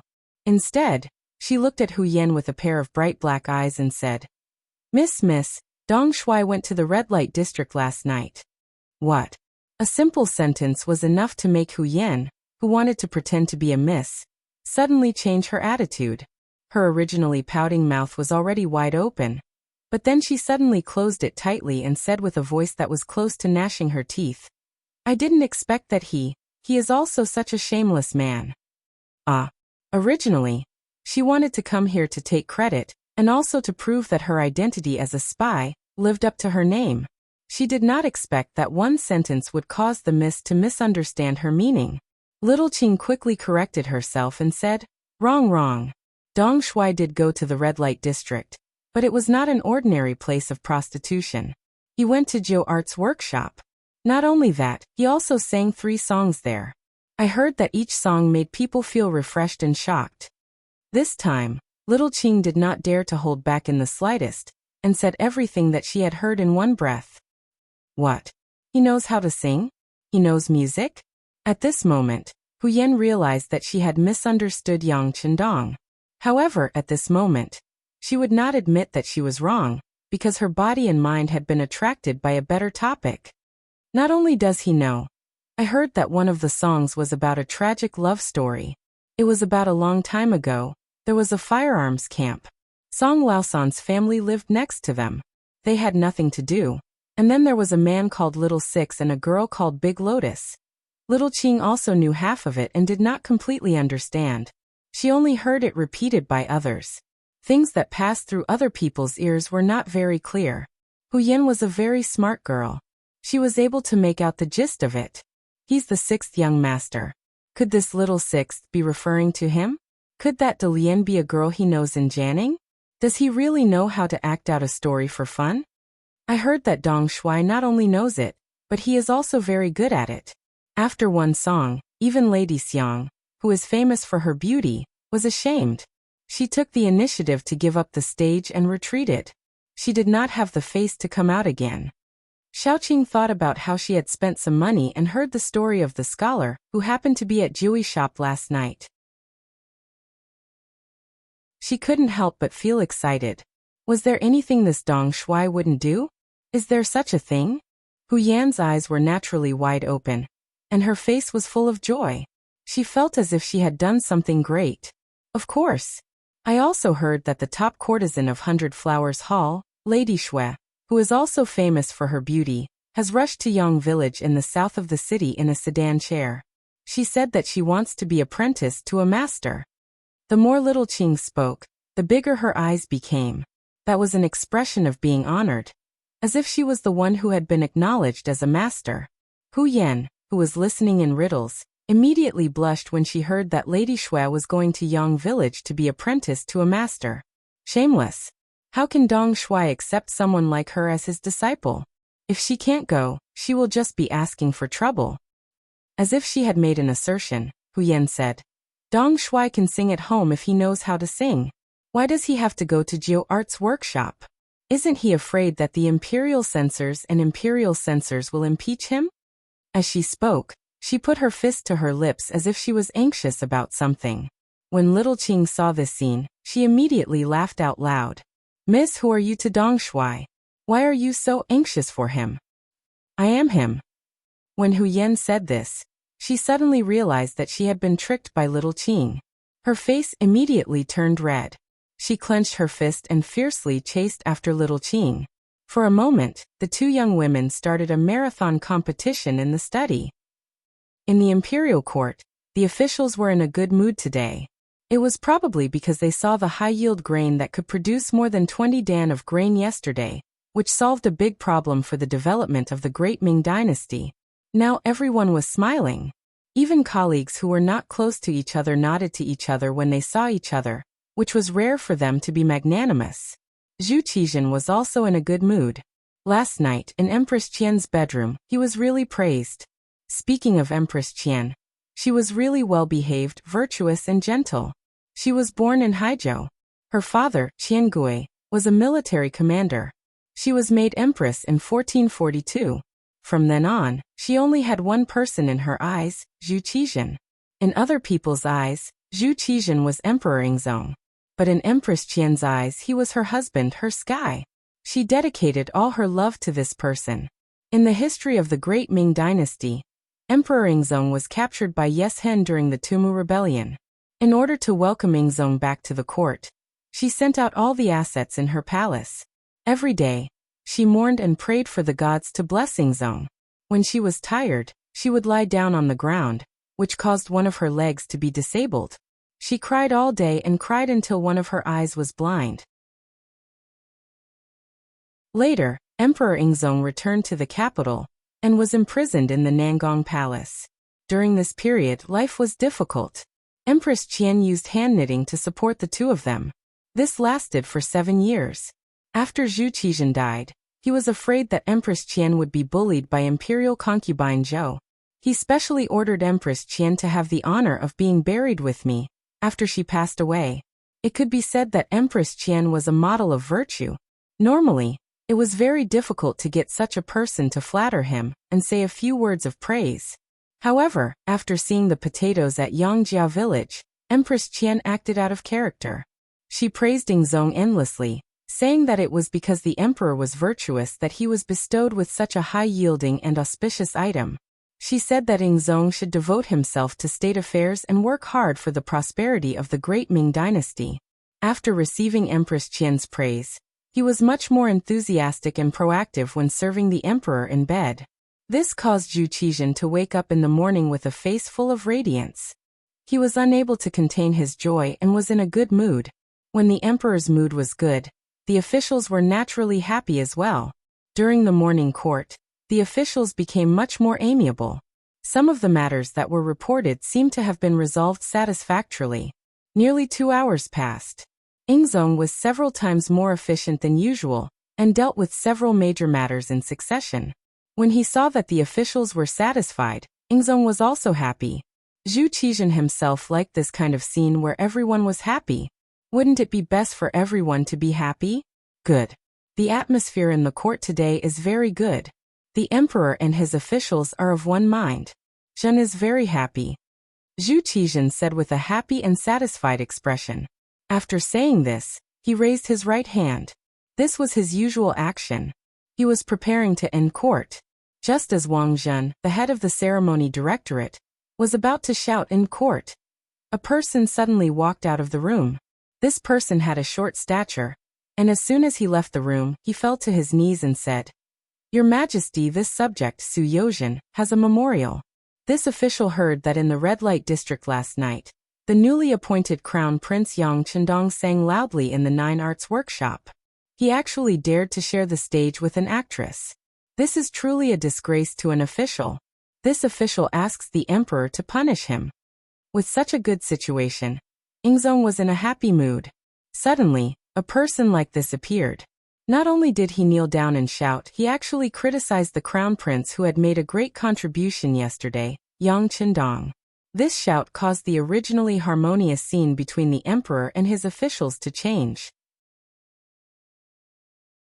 When all the officials looked at Su Yozhen, their faces were filled with anger. As an official of the court, going to the red light district was a disgrace. Especially when he dared to share the stage with an actress. It was a disgrace to an official. Su Yozhen was an imperial censor in the imperial censorate, and was even a 7th-rank official. It wasn't wrong for him to spread rumors. However, he also needed to look at the time and situation, right? Just yesterday, the emperor had just appointed Yang Chendong as the crown prince's horse Washington. Today he went to impeach him? What did this mean? Was he trying to say that the emperor was capricious? At this moment, not only were the officials angry, even Ingzong's face was filled with displeasure. Wang Zhen, who was standing beside him, glared fiercely at Right Capital Imperial Censor Chen Yi. His meaning was that this was his subordinate. How could he not know when to advance or retreat and be so tactless? Regarding this, Right Capital Imperial Censor Chen Yi also had an expression of being wronged. Although he was the head of the imperial censor, not all imperial censors needed his approval before they could submit a memorial. However, everyone who was on duty had this authority. They would give you face and greet you. However, there were countless cases where they didn't give you face and suddenly attacked you. It was clear that this time, Su Yozhen didn't communicate with him. Instead, she chose to reprimand him in front of the court. Most of the time, people who reprimand him would offend people. Usually this kind of person wouldn't have a good ending in the future. After all, in the officialdom, if you respect me, I'll return you 10 feet. If you're good, I'm good, everyone will be good. However, if there were people who didn't want to be united and wanted to cause trouble, they would naturally not be tolerated by everyone. However, the imperial censors didn't belong to this category. Their original duty was to reprimand and complain about injustice. They would spread the news to the imperial court and deliver it to the emperor's ears. Therefore, in terms of duty, Su Yozhen's actions weren't wrong. Not only that, the emperor couldn't kill him. Not killing the imperial censors was originally set by Ming dynasty's first ancestor, Zhu Yuanzong. Although Yingzong wasn't happy with Su Yozhen's actions, he couldn't do anything. He could only retract his right hand that he was about to raise. He then looked at the officials and asked, "Let's discuss this. How should we handle this matter?"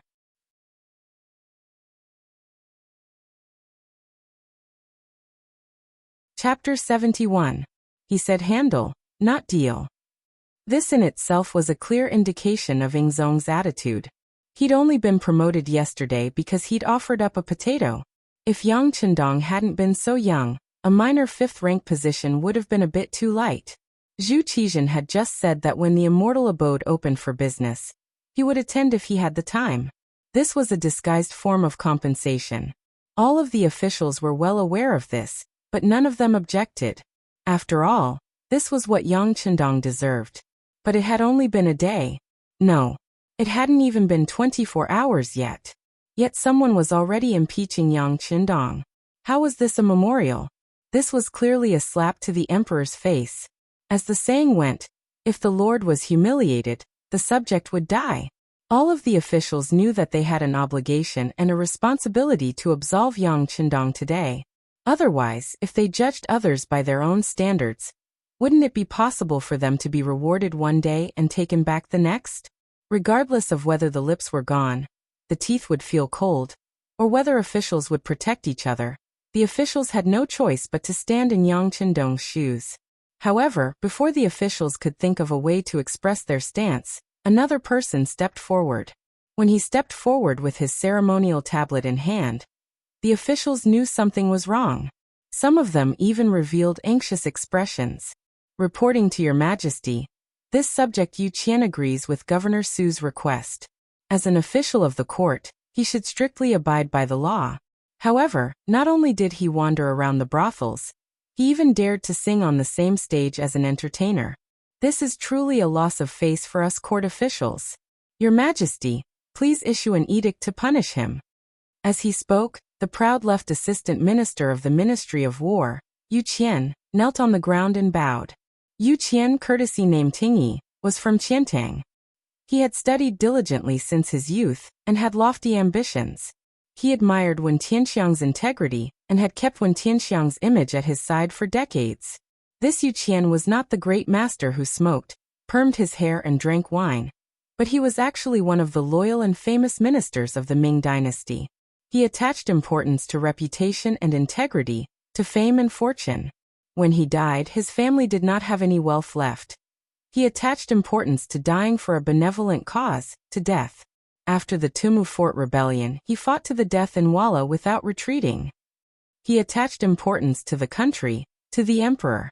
After the Tumu Fort rebellion, when we elected Zhu Qiyu as the emperor, we claimed that we were doing it for the sake of the country, not for our own personal interests. Yu Qian was so strong that even Wang Zhen couldn't do anything to him. He was one of the few officials who made Steward Wang feel helpless. At this moment, he stood out and supported Su Yozhen, making the situation even more complicated and serious. This subject has a different opinion. The Minister of Revenue, Wang Zhua, stepped forward, as if he was afraid that there would be other officials who would agree with him. Zhu Qizhen, who was frowning, suddenly heard an official say that he had a different opinion.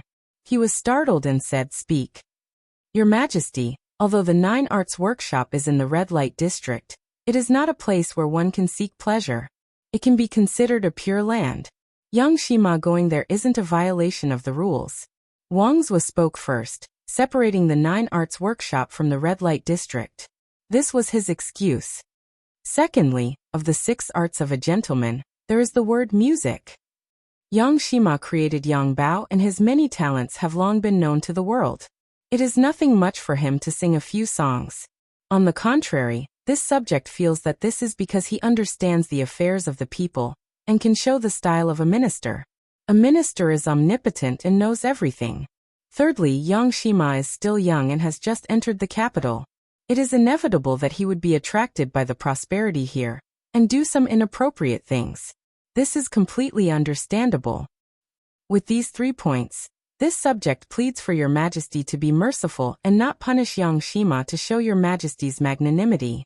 After speaking, Wang Zui kowtowed to the ground and shouted, "Long live the emperor," before kowtowing again.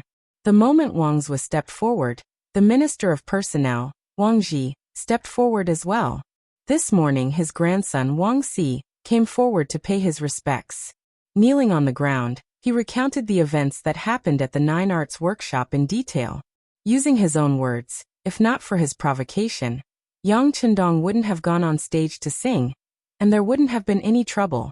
If the censors were to impeach him, he hoped that his grandfather would speak up for him. Otherwise, if Yang Chendong were to be punished, as an accomplice, he wouldn't be in a good position either. After hearing the story, Wang Ji was infuriated. This grandson of his was good at everything. He was hard-working in his studies and diligent in his work. However, he loved to be in the limelight too much, and he loved to wander around those red-light districts. He had already brought up this matter more than once. Yet, not only was his grandson unrepentant, he even caused a huge commotion. As the royal court was about to start, Wang Ji didn't have the time to reprimand his grandson. He only wanted to talk about it after he returned from the royal court. However, he didn't expect that someone would still use this as an excuse. Seeing that the emperor and the officials had the same attitude, Wang Ji hesitated for a moment before stepping forward to speak up for Yang Chendong. "Your Majesty, this subject believes that Lord Wang Zui's words are appropriate. Who hasn't been young and frivolous? Furthermore, Yang Shima's song has nothing to do with the political situation. Please give him a chance on account of his contributions." After Wang Ji finished speaking, he picked up his ceremonial tablet and knelt on the ground with a plop. Even though Yang Shima's actions sound ridiculous, it is just a joke among the young. This subject believes that there is no need to discuss it in the royal court. This old subject hopes that Your Majesty won't pay too much attention to it. The Minister of Rights, Hu Kuang, also slowly knelt on the ground. As the Minister of Rights, even he believed that Yang Chendong's actions didn't violate the rules of etiquette. Naturally, others couldn't say anything. Including Hu Kuang, there were 3 important officials speaking up for Yang Chendong. With these 3 officials at the front, the other officials all knelt on the ground and voiced their agreement. Even Wang Zhen, who was standing next to the emperor, took this opportunity to whisper to Zhu Qizhen, "Your Majesty, Yang Shima's actions aren't harmful at all, so there is no need to pursue this matter. Your Majesty can have him open a restaurant and do business, so what's the big deal about singing a few songs? Your Majesty is completely free to make your own decisions. In addition, the imperial censor's words should also be rewarded, and this matter can be settled." The immortal abode was about to open, and Wang Zhen had a 10% stake in it. Who knew how much more income they would get in that month? If something were to happen now, the immortal abode would definitely be implicated. This was tantamount to harming their own interests, so they naturally had to speak up. With the officials pleading for leniency and Wang Zhen's words, Ingzong understood what was going on. After lightly rubbing his forehead, he spoke in a clear voice. "This subject's words are reasonable. Yang Shima is merely young and restless, and he has just arrived in the capital. Everything is new to him, so it is reasonable for him to do something that is slightly out of line. There is no need to pursue this matter any further. As for Supervisor Su, he is diligent and responsible in his work. He will be rewarded and promoted to the position of Supervisor of the Imperial Censorate's Bureau of Experience." The Imperial Censorate's Bureau of Experience was a 6th-rank official. Compared to his previous 7th-rank official position, it was a 2-rank promotion. This could be considered an explanation for this person's actions. The officials were immediately overjoyed, all of them cheering for the emperor's wisdom. Just when everyone thought that the matter had been resolved and all the officials were about to stand up, who would have thought that the newly promoted imperial censor Su Yozhen would continue to kowtow to the ground and ask, "Your Majesty, if Yang Shima continues to sing songs in the future, can you make an exception and not pursue this matter? His Majesty has already promoted you, but you still want to bite on this matter and not let it go. This means that you don't know how to do things, you don't know how to conduct yourself."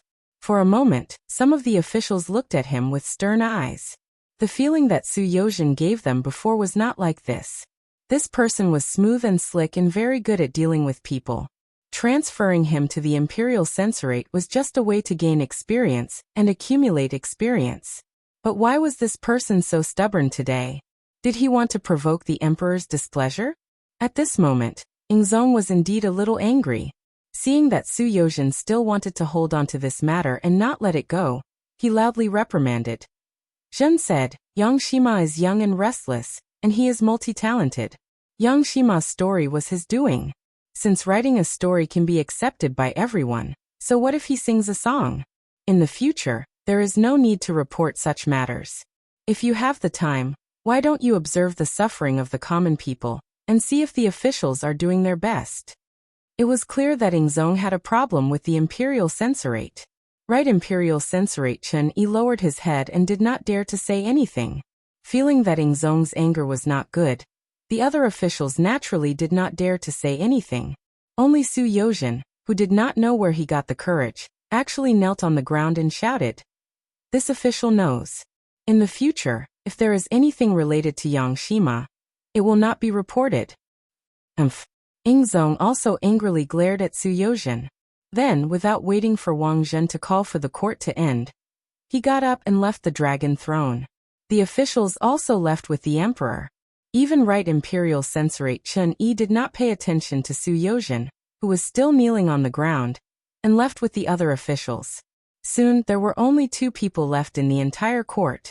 One was the kneeling Su Yozhen, and the other was the left assistant minister of the Ministry of War, Yu Qian. Official Su, quickly get up. The emperor and the officials have all left. Reaching out his hand to help Su Yozhen up, Yu Qian's face was filled with admiration. Yu Qian was upright and plain-spoken. Even with Wang Zhen's power, he did not lower his head, and the other party could not do anything to him. It was very difficult to make such a person admire others. But now Su Yozhen did it. Being helped up by Yu Qian, Su Yozhen was flattered. Official Yu, many thanks, many thanks. Official Su, there is no need to be like this. I should be the one thanking you. Imperial censors should be like Official Su, not fearing power, and report to the emperor. Even if the person you are referring to has made a great contribution, it is still the same. When he said these words, Yu Qian's words were righteous, and his face was solemn. Not only did he say this, in fact, he had always done things this way. However, he did not notice that at this moment, Su Yozhen's face was filled with shame. Only he himself knew why he would do such a thing today. His heart was far from being as pure and holy as Yu Qian seemed. On the contrary, it was extremely dirty. It was just that it was not enough for people to understand. Official Yu is too modest, too modest. Drenched in cold sweat, Su Yozhen was afraid that he would unknowingly give himself away if he stayed. So he cupped his fists and bid farewell.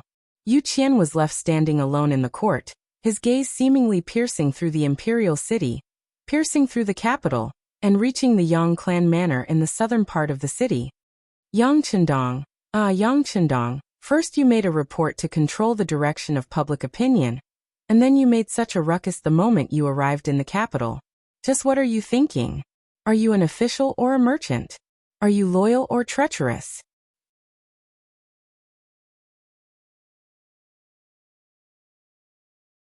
Chapter 72.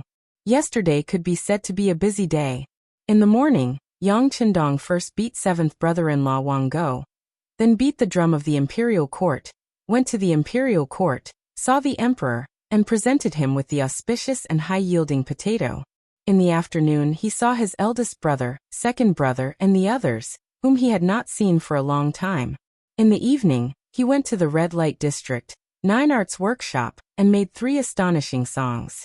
After returning to the Yang family manor, Yang Chendong fell asleep immediately. It was not until the sun was high in the sky that he got out of bed with the help of his maid Xiao Yin. It wasn't that Yang Chendong insisted on using Xiao Yin's help. For this matter, he had refused many times. Until one day, Xiao Yin cried in front of him and asked if the young master didn't want her anymore. This caused Yang Chendong to have no choice but to give in. It had to be said that the men of this era were very fortunate. After tidying up properly, the kitchen maid Ichio had already prepared breakfast on the round table. As he ate in big bites, He listened to Tiger's Mane, who was standing beside him, report the matters of today's imperial court. Young master, after Su Yozhen received our money, she indeed went to court today to impeach you. After that, the officials pleaded for leniency. The emperor also said that in the future, there is no need to report anything related to you. Tiger's Mane widened his eyes and looked at Yang Chendong with a gaze full of admiration. His reverence was like a torrential river that flowed endlessly. Just last night, when he left the Nine Arts workshop, Yang Chendong handed the task to Tiger's Mane. He had someone bring enough money to find an imperial censor called Su Yozhen. Then he did the same thing. When he first received the task, Tiger's Mane was naturally very puzzled. He couldn't understand what the young master was trying to do. Spending money to hire someone to impeach him? Was he crazy? However, after a long period of training, his nature of obedience had been cultivated. In the end, he still did as he was told. Sure enough, after finding Su Yozhen's house, he snuck into the courtyard and took out 2,000 taels of silver. That person's eyes lit up, and he only hesitated for a moment before agreeing. This led to today's morning court session. All of this seemed to be because someone was jealous of Yang Chendong's rise in power. Everyone followed this train of thought. Who would have thought that this was just a self-written and self-directed play by the sixth young master? Taking advantage of the fact that he had just offered up an auspicious item, there would certainly be no result if someone tried to impeach him. The ministers were thinking about dying if the lips were cold and the teeth were cold. The emperor was thinking about his own face. All of this was calculated by Yang Chendong, so he took this risk. The benefits of taking the risk were obvious. In the future, no one in the imperial court would bring up this matter again. In this way, he could openly be a rich man, a true official businessman, a person who was recognized by everyone as rich. Everyone knew that he had money, so when he did things, it would naturally be much smoother, and he would have fewer worries. As for why he used Su Yozhen and not someone else, this was the advantage of Yang Chendong's prophetic ability. Su Yozhen had a short stature and an ordinary appearance, but he was very intelligent. He liked fame and was good at reading people's expressions. In history, when Mingyingzong was restored, he had made a great contribution. Later on, he became an important minister with great power.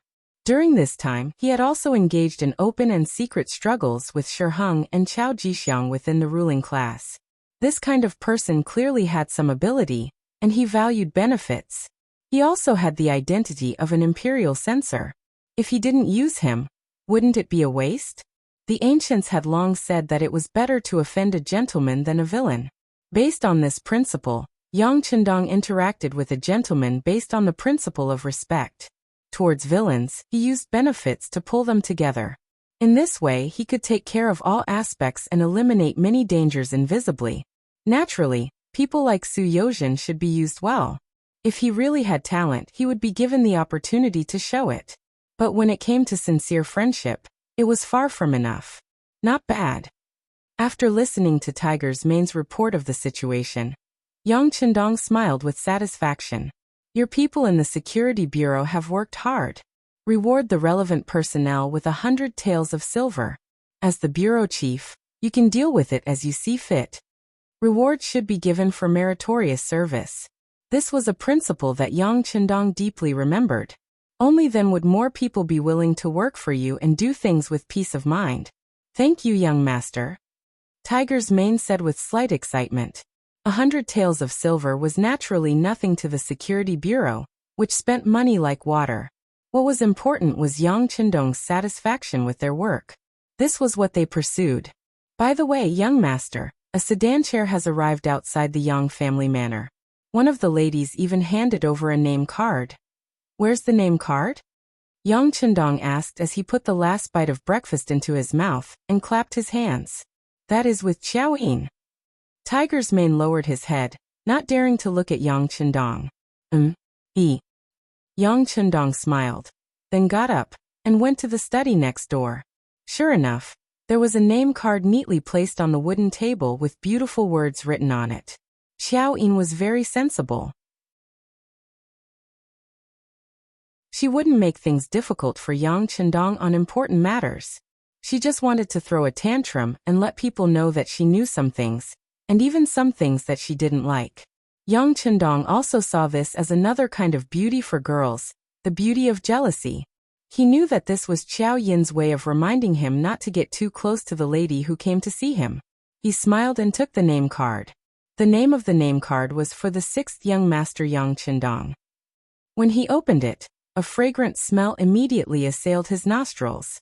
There was also a line of beautiful words written on it. Your servant, Xiao Yuxia, greets the 6th young master Yang Chendong. Please don't refuse. Jun Yuxia? Yang Chendong took the name card and walked out of the study to Tiger's Mane, who had a respectful expression on his face. Knowing that this was a question for him, Tiger's Mane thought for a moment before the identity of this person popped up in his mind. Young master, Xiao Yuxia is Lady Shue's name. Oh, so it's Lady Shue. She's smart. By the way, is Lady Xiang here yet? Yang Chendong recalled Dong Hanxiang's struggling expression last night. No. Tiger's Mane shook his head and scolded Lady Xiang in his heart for not being sensible enough. The young master Yang Chendong personally went to your 9 arts workshop and sang 3 songs. You don't know how to take advantage of such an opportunity. It really makes one speechless. Yang Chendong's face clearly flashed with a hint of loneliness. It was unknown whether he was feeling pity for Lady Xiang, or lamenting the outdated views of people nowadays. Forget it. Since Lady Shue came in person, I'll just meet her. If she's a talent, I'm willing to teach the young master Yang Chendong a few things. This is Lady Xiang's fortune. Tiger's Mane said enviously when he heard that this lady could be taught by the young master Yang Chendong in person. As the Yang family's system expanded, the chances of being taught by the 6th young master Yang Chendong in person became fewer and fewer. Whenever there was an opportunity, everyone would try their best to seize it. How about this? Inform the people to enter the manor. Also, find Xiaoyin and arrange for someone to send out the things I prepared when I returned last night. Remember, don't miss out on a single family. Send out all the gifts to the manors of the 5th rank officials in the capital. Also, don't miss out on the families of my brothers and sisters. Yang Chendong didn't want to offend people by sending out gifts. That wouldn't be worth it. Yes. Tiger's Mane naturally knew about this and immediately agreed. However, he didn't leave immediately. Instead, he looked hesitant. What's wrong? Is there something else? Yang Chendong knew that Tiger's Mane had something to ask, so he looked at him curiously. That. Our people from the Bureau of Security have found out that someone is asking around about the young master's past. Tiger's Mane had just said this when he felt the atmosphere in the room become oppressive. He saw Yang Chendong's expression become extremely solemn, even a little cold. Who is it? The young master. It's not just anyone. It's Hu Yan, the granddaughter of the Minister of Rights, Hu Yan, the daughter of the Imperial Guard's town supervisor, Hu Changning. This is some information on her. Tiger's Mane took out a small book from his bosom and turned to leave. This matter wasn't about someone worrying about the 6th young master's safety. It was highly likely that it was about the love between a man and a woman. Even though he was the young master's subordinate, he couldn't interfere in this matter. It's actually a woman? Yang Chendong was also a little dizzy from this sudden turn of events. When he looked at the small book, it recorded in detail about Hu Yan. It also emphasized that this woman was already 16 years old. However, until now, no one had discovered that someone had gone to bring her forward. After an investigation by the Bureau of Security, they found out that it was Hu Changning's idea. The small book also recorded that Hu Yan was educated and well-mannered. Moreover, she was as beautiful as a fairy. She was also clever and cute. Looking at this, how could Yang Chendong not know what this meant? At this moment, the matter of Hu Zhongning breaking into the Yang family's old house in Fang Jianing Mansion was naturally figured out in an instant. At this moment, Yang Chendong understood that Hu Zhongning's worship of his parents at that time was fake, and his observation of himself was real. The daughter of the Hu family seems to come from a good background. Yang Chendong thought and smiled. No wonder Tiger's Man reported the situation to him, after being pestered like this. He must have known the importance of this matter. To be honest, if the Bureau of Security hadn't found out that someone was investigating the 6th young master this time,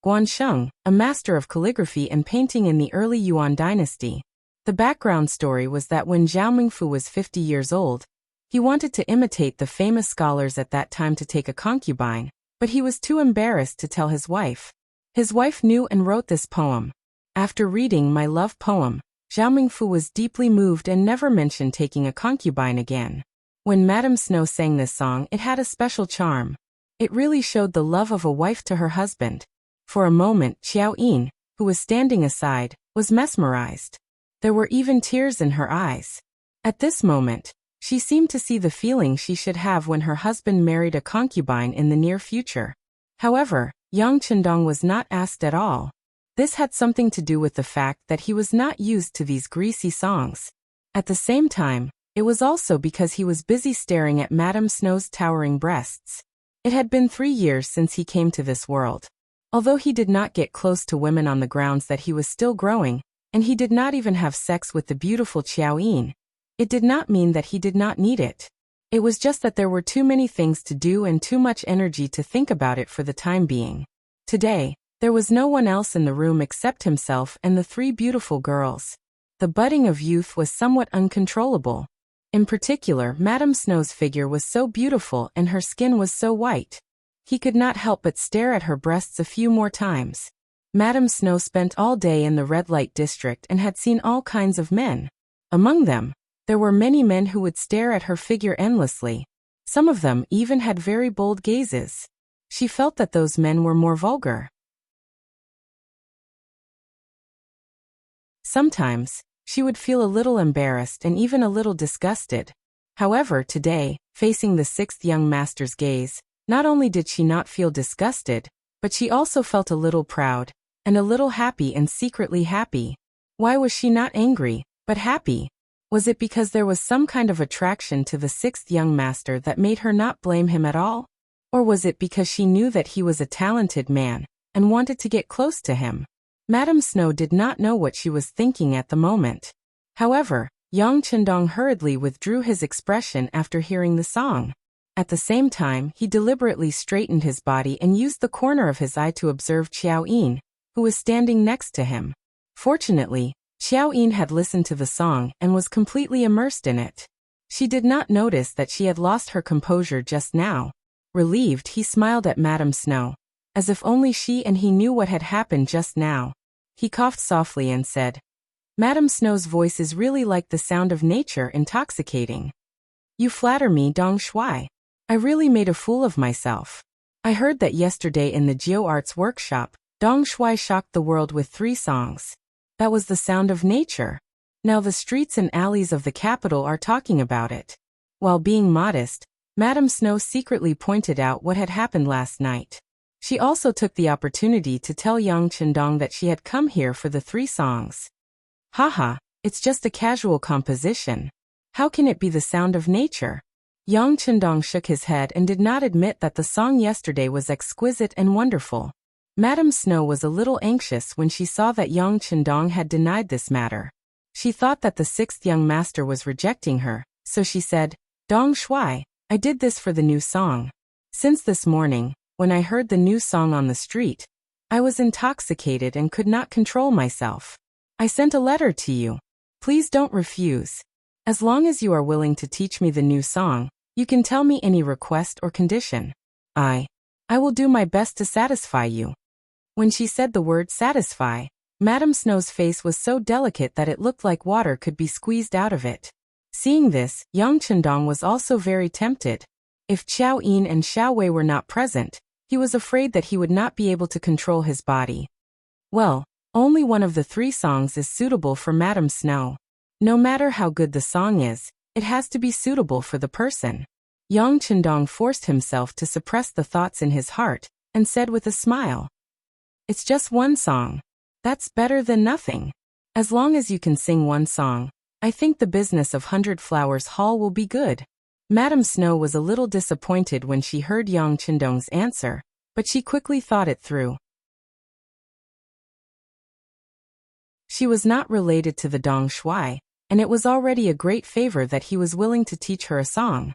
How could she dare to ask for more? Madame Snow accepted the reality in her heart. She bowed again and said, "Please teach me Dong Shui." Seeing that Madame Snow was thirsty for a song, Yang Chendong did not put on airs.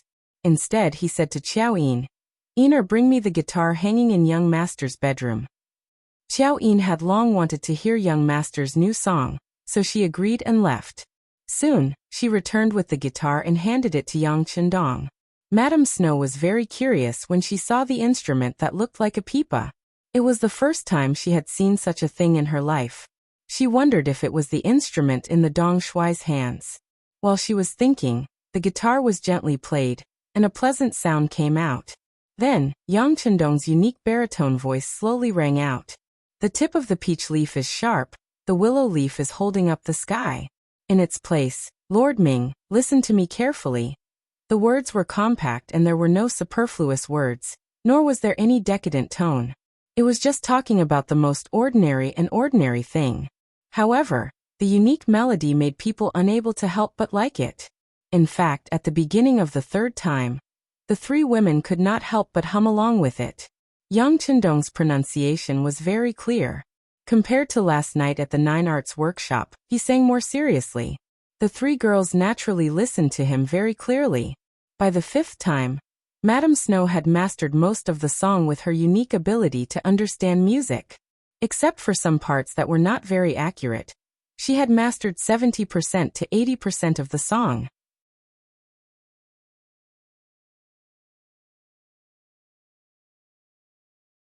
Chapter 74. Haha, not bad. Yang Chendong nodded with satisfaction after listening to Madame Shui's song. He had to admit that this woman was really talented in this aspect. Being praised by Yang Chendong, Madame Shui was happy and shy at the same time. She was also very happy because she could meet immortal Dong Shui and learn a new song. What he did next made Madame Shui even more excited and her heart beat faster. "Madame Shui, you seem to like playing the zither. I'll teach you a new song. It's played with the zither. What do you think?" "Ah, thank you so much, Dong Shui." Hearing that she was lucky enough to hear the second song, Madame Snow was so excited that she kept bowing with her hands folded in front of her.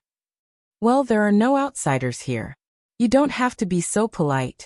Yang Chendong was tired of watching Madame Shui say thank you a dozen times, so he waved his hand and said casually. But this sentence made Madame Shui blush. The fact that there were no outsiders here obviously made her think the wrong way.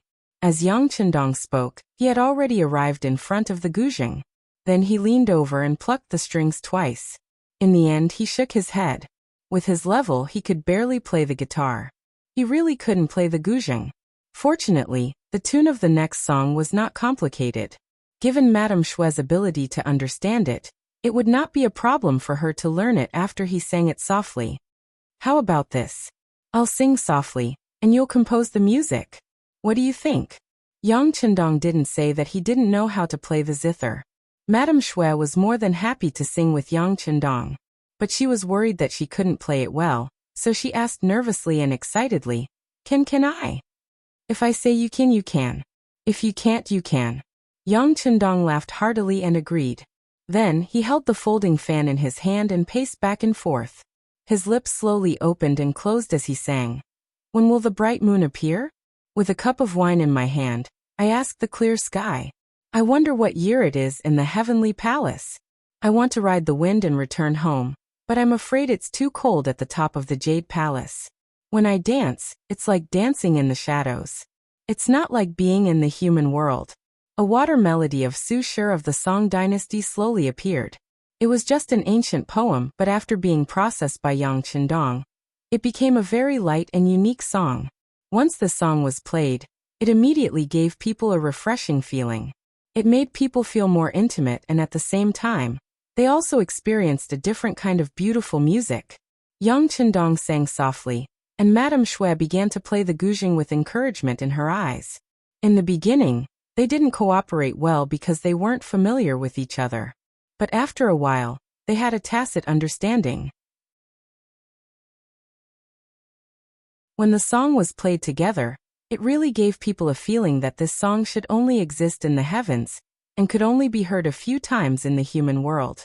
After singing softly for 2 more times, Yang Chendong stopped talking and let Madame Shui do everything. Madame Shui talked and sang by herself. Her charm soon surpassed Yang Chendong's and was far above his. The song made Xiao Yin and Xiao Wei feel very emotional. Why didn't they think of making this song into a song before? At this moment, their gazes towards Yang Chendong were filled with worship and reverence. Hu Mansion. Suddenly, a horse carriage drove in from the side door, and a burly man jumped down from the carriage. He looked at the Hu clan's gatekeeper and said, "This is an invitation card from my family's lord." The gatekeeper stepped forward and respectfully picked it up. When he saw the words "Crown Prince washes his horse, Yang Chendong" written on it, he understood. After knowing the other party's identity, he smiled and said, "What can I do for you, Lord Yang?" "It's like this. My lord has developed a new kind of soft paper called toilet paper, which is prepared for the nobles after they go to the toilet." As he spoke, the burly man held 2 bags of things in his hands and handed them to the gatekeeper. "One is for Minister Hu, and the other is for Lord Hu. Please accept it." After putting down the bags, the burly man left. If Hu Zhongning was here right now, he would definitely recognize him as the Beta Persei who had fought with his 2 subordinates in Jianing Mansion and won. The same scene didn't only appear in front of the Hu Mansion, but also in front of all 5th-rank officials in the capital. In the end, Tiger's Mane led the team to deliver the toilet paper to the Imperial Palace. The difference was that the Imperial Palace received a larger proportion, 10 large bags. The other officials only received 1 bag, while the 2 5th-rank officials in the Hu family naturally received 2 bags. Everyone who received Yang Chendong's gift accepted it. Even Yu Qian, the Ministry of War's attendant who called himself Wen Tianxiang, received a gift. For the family, this was something that rarely happened. The reason why Yu Qian accepted the gift was because he wanted to see what the Crown Prince washes his horse was up to. What was he up to? However, when he saw that the gift was actually toilet paper used after he went to the toilet, he was stunned speechless. This thing was indeed very soft, and was naturally an excellent item for cleansing the body. However, giving this kind of thing was somewhat lacking in the grandeur of a refined scholar. Thinking that this thing probably wasn't worth much, Yu Qian left it here and didn't return it, which made his wife overjoyed. Hu Mansion.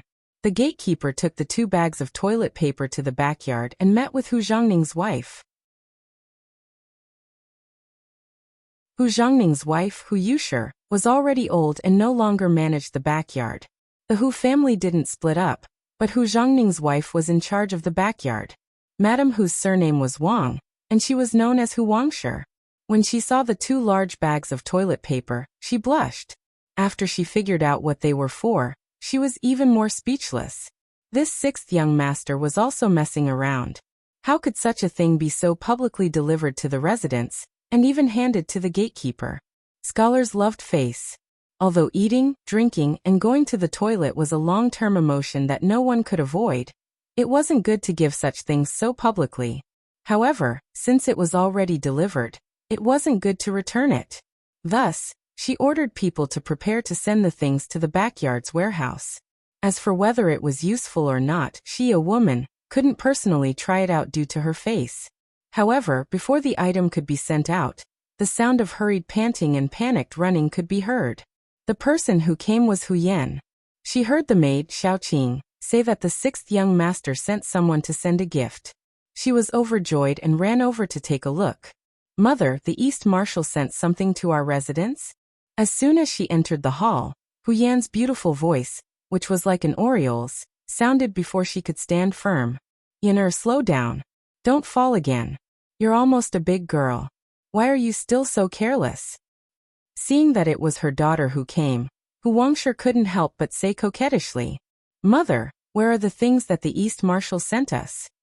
Hu Yan didn't listen to her mother's nagging, but asked anxiously, "That's it."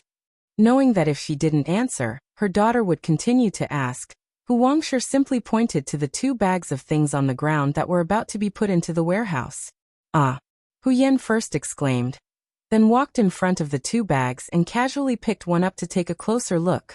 However, it seemed that this wasn't enough. She directly opened the other bag, pulled it out, and rubbed it in her hands. Seeing Hu Yan's actions, Hu Wangshi's face turned red and said, Yenner, what are you doing? But what? What is this thing? It feels so weak. Is it used to write big words? It doesn't seem right. Even though Hu Yan thought that she was smart, when she saw the toilet paper for the first time, she still couldn't see its use. Yenner, come here. Hu Wangshi, who had always been educated to be well-mannered, felt that some words were too shameful to say. She pulled her daughter in front of her, and then whispered something in her ear. Ah! Hu Yan's face changed. First she blushed, then she spat softly and said in a voice that only she could hear. How shameless of you to give me such things. Yenner, what did you say? Hu Wangshi obviously didn't hear clearly. Nothing. Hu Yan panicked and said, I just said that this thing looks soft and seems to be suitable for that. How about this? I'll take it away first. If it's useful, I'll send it back to you. After saying that, without waiting for Hu Wangshi's agreement, she and little Qing each carried a bag of toilet paper, turned around and ran out. Hey, slow down, slow down. Hu Wangshi didn't care about the 2 bags of toilet paper. She didn't know its use at all.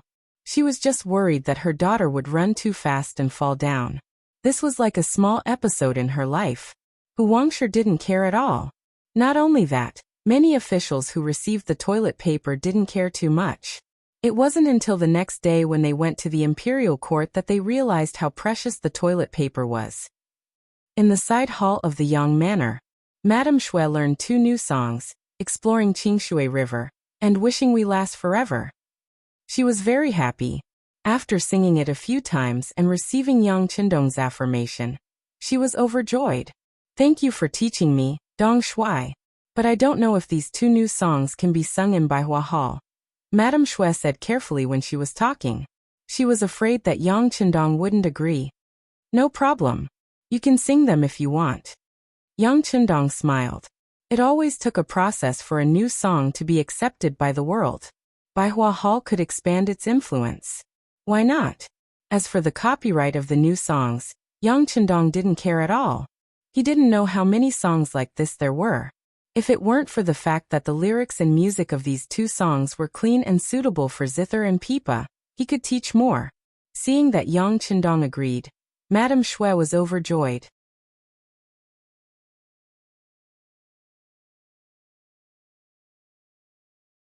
Chapter 75. Yang Qindong did not stop her. Although he could not be Lady Shui's master, he had still taught her, so it was only right for her to bow to him. After bowing, she saw that it was noon and knew that Dong Shui was probably going to eat. Not daring to disturb him, she happily left the Yang clan manor with her maid Xiaowei. Not long after they left, news came from the capital. Tonight, the 100 Flowers Hall of the Red Light District would be performing 2 new songs. They would only be sung once, so there were not many chances, so please make good use of them. The moment this news came out, many young masters who believed themselves to be elegant began to make arrangements with the young master to attend 100 Flowers Hall that night. Putting aside how lively the city had become, in the Yang clan manor, as Qiao Yin ate the delicious food that Ichioa had made, she softly asked Yang Qindong, Young master, didn't you say that you wanted to take Lady Shui and Lady Xiang for your own use? You said that they were both talents, so why didn't you say a single word about them? Yang Qindong ate the food in his mouth as he shook his head and said, Haste makes waste. If I act now, it will inevitably make people think that this young master is taking advantage of the situation. Let's wait. Fortunately, there is still time. Yang Qindong naturally had his own plans. Not saying it now did not mean that he would not say it in the future. It was just that the time was not right. He understood the principle of more haste, less speed. Although with his current status, it was not impossible for him to forcefully take her away. However, if he did so, it would inevitably give others a reason to criticize him. He was afraid that his reputation of bullying women would be tarnished. This was not something that he wanted to see. In comparison, Yang Qindong preferred the feeling of success when the conditions were right. But before that, he still had many other things to do. For example, there was one thing that he needed Xiao Yin to do. How about the young master arrange something for you? Upon hearing that there was something to do, Xiao Yin hurriedly put down her bowl and chopsticks, an excited look on her face. What is it? It's not difficult. I just want to make a trip to the capital and find some children between the ages of 14 and 18. Both men and women are fine. 50 of each. They must have good looks, good figures, and must be as tall as possible. Then we will hire all of them, sign a 3-year contract and bring them back to the manor. Yang Chendong also put down his bowl and chopsticks, thinking of another plan, and said with a smile. Yang Chendong was about to start looking for the immortal abode's attendants. A total of 100 people were prepared. Among them, the men were waiters, all wearing black jackets. The women were waitresses, all wearing black cheongsams. This was the uniform that was put on. This would give you a very shocking first impression. However, it wasn't enough for them to merely be dressed in the same way. They also needed to be consistent in their pace and actions. In addition, they also needed to have a deep understanding of the immortal abode's range of experience. If a guest were to ask them about something they didn't understand, they would know how to explain it, and what to do next. The matter of the clothes was easy to resolve. Long before he left Crimson City, the head of the garment factory, Zhou Hua, had already made the clothes according to his request. Now they were all in the Yang family village. However, it took a lot of time to develop their physical qualities. For this reason, when Yang Chendong handed the task to Qiaoyin, he especially emphasized, "Don't be afraid of spending money. As long as someone is willing to work for us, we will give them 2 taels of silver per month. However, you must also tell them that those who can endure hardship and can read are priority. If someone can't take it and wants to leave, not only will they not receive a single cent, they will also have to pay us to make up for their losses." Yang Chendong didn't really want their money. With Crimson City as their base of operations, Gao Xiong and the others had already taken control of the entire region of the sea. Anyone who wanted to pass by would either have their goods stolen, or would have to pay an extremely heavy price before being allowed to pass. This caused a large amount of money to flow in from the sea. Yang Chendong didn't lack money. Not to mention, once the immortal abode opened for business, it would definitely make a lot of money. 2 taels of silver per person per month really wasn't much. Of course, this so-called not much also depended on who it was compared to. Ordinary citizens, especially children in their teens, would definitely have very few opportunities to earn that much money. In fact, they might not even have the chance to do so.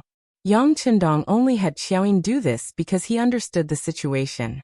Yang Chendong also believed that with Qiaoyin's personality, she would definitely do a good job. Moreover, anyone who could catch her eye shouldn't be too bad. After all, she had followed him for such a long time. She didn't have much else, but when it came to experience, few people could compare to her. After sending Qiaoyin out of the Yang clan manor, he arranged for Qiuvi and Yang Wu to protect her.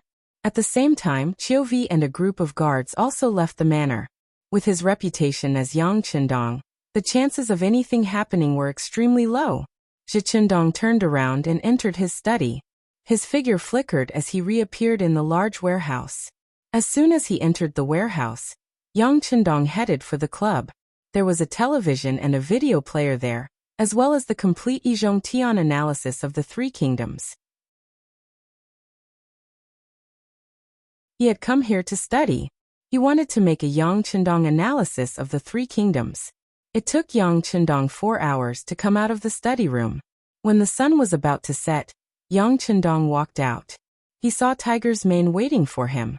The young master's study couldn't be entered unless there was something important. Moreover, when entering, one had to first pull on the doorbell, a so-called drawstring device. Once one pulled on the doorbell, one would be able to hear the sound from the inside. Only after obtaining permission could one enter. This was Yang Chendong's requirement for everyone around him. Even Qiaoyin and Tiger's Mane weren't allowed to break this rule. This was also a habit that Yang Chendong had instilled in everyone. This way, when he needed to enter the large warehouse, he didn't have to worry about someone suddenly appearing outside to disturb him. When he saw Tiger's Mane waiting for him outside with a calm expression, he knew that there was nothing urgent. As Yang Chendong walked over, he asked Tiger's Mane, "Has everything been taken care of?" "It's been taken care of. All the 5th rank officials in the capital, including the Duke's estates, Marquis estates, Count's estates, and even the Imperial Palace, have been sent over according to the number that was previously agreed upon. Tiger's Mane respectfully replied. Very good. Is there anyone who doesn't accept them? There isn't. Tiger's Mane pondered for a moment. Indeed, there wasn't any news of anyone confiscating toilet paper. Thus he nodded affirmatively and said, They've all accepted them. Not bad. This answer was somewhat out of Yang Qindong's expectations. He originally thought that there would be independent people like Yu Qian who wouldn't accept gifts. He didn't expect them to accept all of them. It seemed like they thought that toilet paper wasn't worth much, which was why they accepted it so easily. Since that was the case, he would give them a heavy blow later on. He wanted them to understand that toilet paper wasn't a piece of white paper. It was an existence that was much more valuable than that. Do we have enough toilet paper in the warehouse? It's sufficient. It's definitely enough to deal with the capital. Also, Crimson City is speeding up. The first batch of goods is already on its way to the capital. Wang Zhen has also sent someone over to deliver the Eastern Faction Depot's pass token. It can guarantee that the goods will be able to pass through without any obstructions. Tiger's Mane explained the matter of the Eastern Faction Depot's pass token. Upon hearing this, Yang Qindong chuckled and said, That Wang Zhen is a smart person. He knows that it's hard to get anything back without any effort. This is good. It'll save us a lot of trouble. Yes. With the Eastern Faction Depot's pass, our goods will be safer along the way. It will also save us a lot of trouble. We can also save a lot of filial piety along the way. Tiger's Mane said excitedly. No. Yang Qindong stretched out his index finger and said, We still have to pay the necessary filial piety along the way. You must know that in many cases, a county official isn't as good as a local official. There's no need to make enemies and trouble just to save some money. Seeing how certain Yang Qindong was, Tiger's Mane's expression turned cold and he said, Yes, Tiger's Mane will remember it. I'll instruct them later. By the way, young Master 4 sent an invitation. He said that there will be a new song at 100 Flowers Hall tonight. He invited young Master 4 to go with him. No need. I still have to make all kinds of drinks with the cook, Ichioer, tonight. I won't be going to 100 Flowers Hall. But you have to send someone to keep an eye on the situation there, and report back to this young Master 4. Yang Qindong shook his head. Although he also wanted to see Madame Snow's elegance, there were too many things that he needed to do. He had to do everything himself. When things were on the right track, he could relax a little. Yes. Tiger's Mane replied and went to arrange things. Yang Qindong strode toward the kitchen in the backyard. Qiaoyin hadn't returned yet, so he seized the time to go to the kitchen. Otherwise, when she came back, it was inevitable that she would warn him to stay away from the kitchen. The red light district of the capital. At this moment, 100 Flowers Hall was packed with people. Even though there was still an hour before the start of the competition, the place was already filled with people. For example, Su Qingzong, Zhangde Wangxi, and the others who had appeared at the Nine Arts Workshop yesterday were also here. Furthermore, they were seated closer to the stage.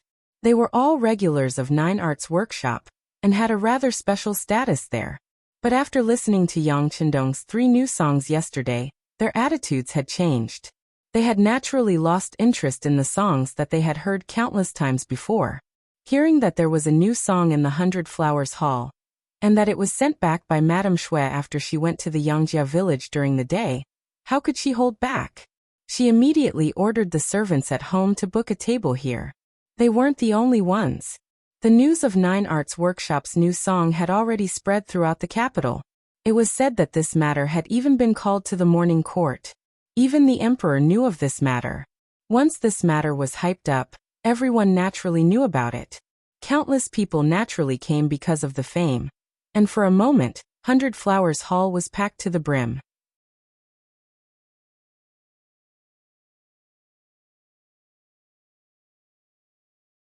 Chapter 76. Not only that, some round tables, which could only seat 4 or 5 people, were now filled with 7 or 8 people. Although it was a little crowded, it proved that there was a lively scene here. Mu Lily, the procuress, was a famous courtesan in the capital when she was young. Now she was in charge of the business of Baihua Hall. Although she was less than 30 years old, she was still very charming. When she saw the scene today, she couldn't stop smiling. Well, let's get busy. Don't neglect the guests. This is a good opportunity for our Baihua Hall to become famous. Mu Lily's eyes were almost narrowed into slits. She walked in the hall and greeted the guests warmly. She was afraid that she would be impolite and cause trouble because there were too many people. However, Mu Lily obviously thought too much. Today, everyone was here for the new song. At least, before they heard the new song, no one would casually cause trouble. This also made it so that although the number of people in the hall was several times more than usual, the order was not disrupted. After the performance, Madame Shui was still practicing. After all, she had only sung during the day. It was indeed a little hasty for her to perform at night. Moreover, there were so many guests today. What if she screwed up?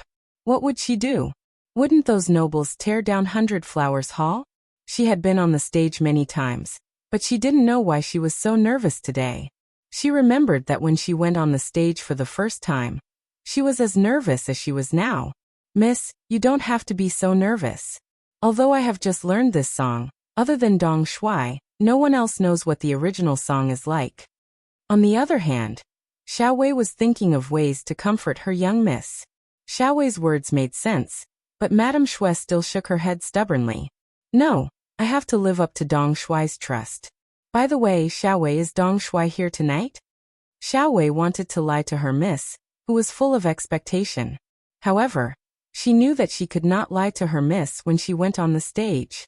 She shook her head reluctantly. Dong Shui didn't come. He didn't come? Obviously, Madame Shui was somewhat disappointed. Judging from the way Dong Shui looked at her during the day, he should still like her. At the very least, he admired her. If that was the case, why couldn't he come to 100 Flowers Hall today when he could go to 9 Arts Workshop yesterday? Seeing that her young miss was in low spirits, Xiao Wei was afraid that something bad would happen. She quickly added, I've sent someone to check. Dong Shui didn't go to Geo Arts Workshop today. Perhaps this was the only good news. At least it proved that Yang Chendong was not biased. I see. Sure enough, Madame Snow's expression became much better after hearing that. As a woman in the entertainment field, perhaps her competitive nature was stronger. When she heard that Dong Shui didn't go anywhere, her mood became much better.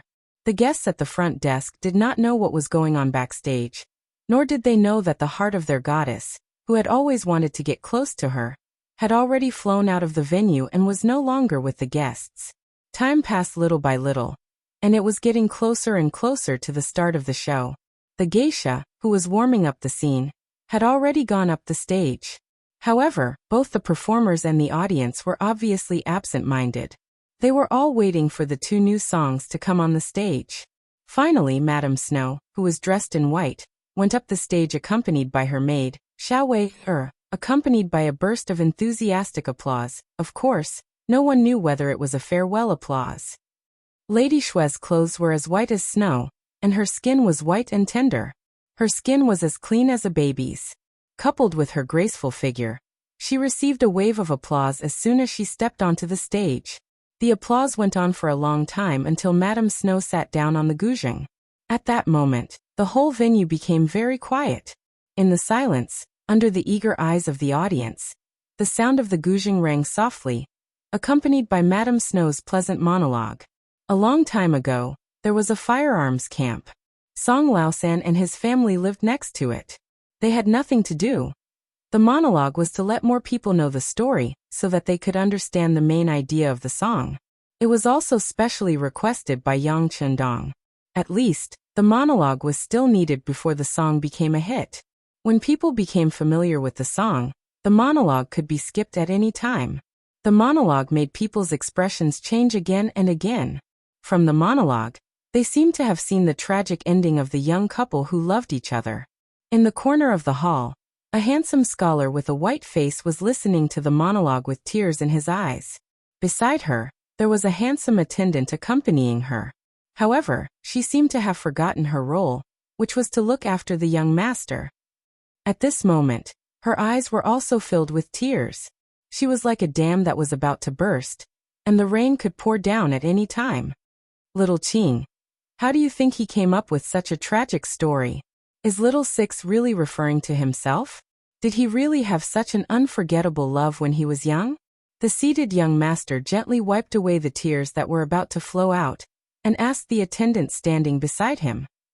Little master, I don't know. The attendant shook her head and said in a choked voice. In the hall, many people were moved and affected by the story, but none of them shed tears like the two girls. The situation here was naturally noticed by the diners at the surrounding tables. Some people naturally looked over. Lower your head. Noticing that some people were looking at her table, the young master quickly lowered her head, and so did the attendant who accompanied her. The two girls reacted quickly. In addition, the place was a little remote and the light was dim, so the others could not see what was going on. Then they all turned back to the stage. Sensing that other people were not looking at them, the master and the attendant looked up and made faces at each other. It was also at this moment that their mischievous nature was revealed.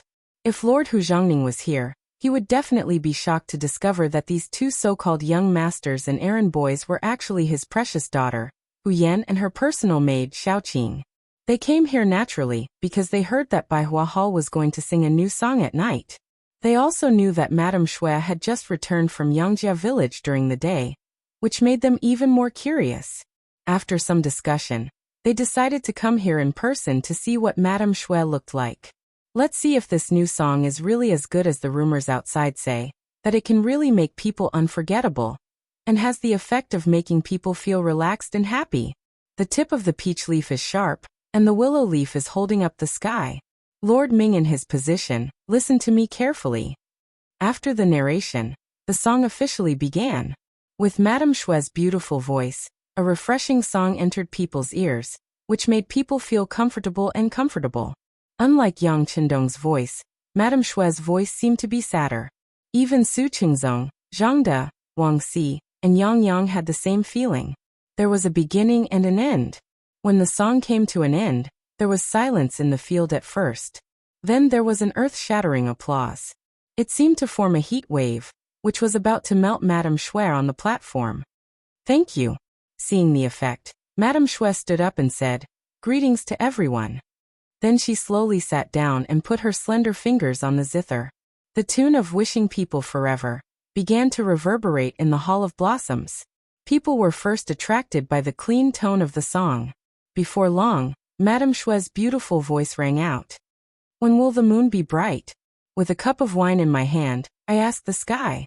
I wonder what year it is in the heavenly palace. Geo Art's workshop. It was not as lively as yesterday. In fact, it was even quieter than before.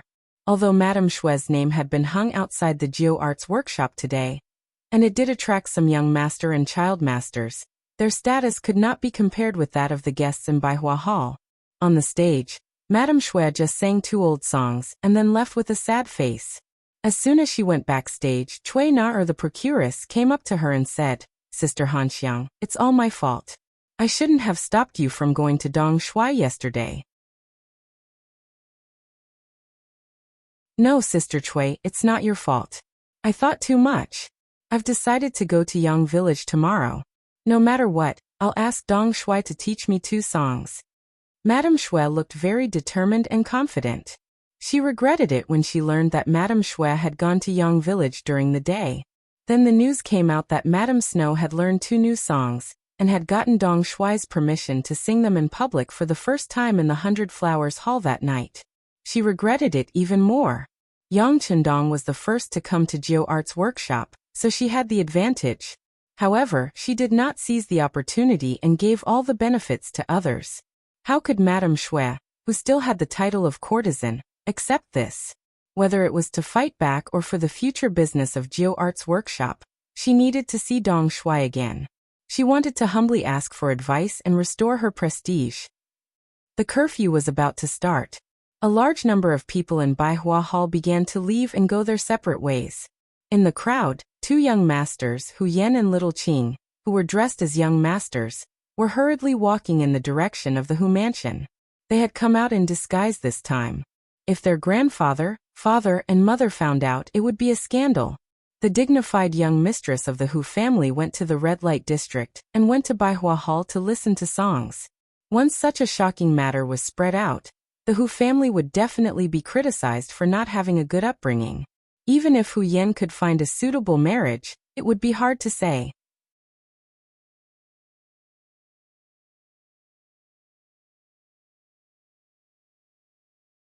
Chapter 77. The two of them ran all the way before the curfew.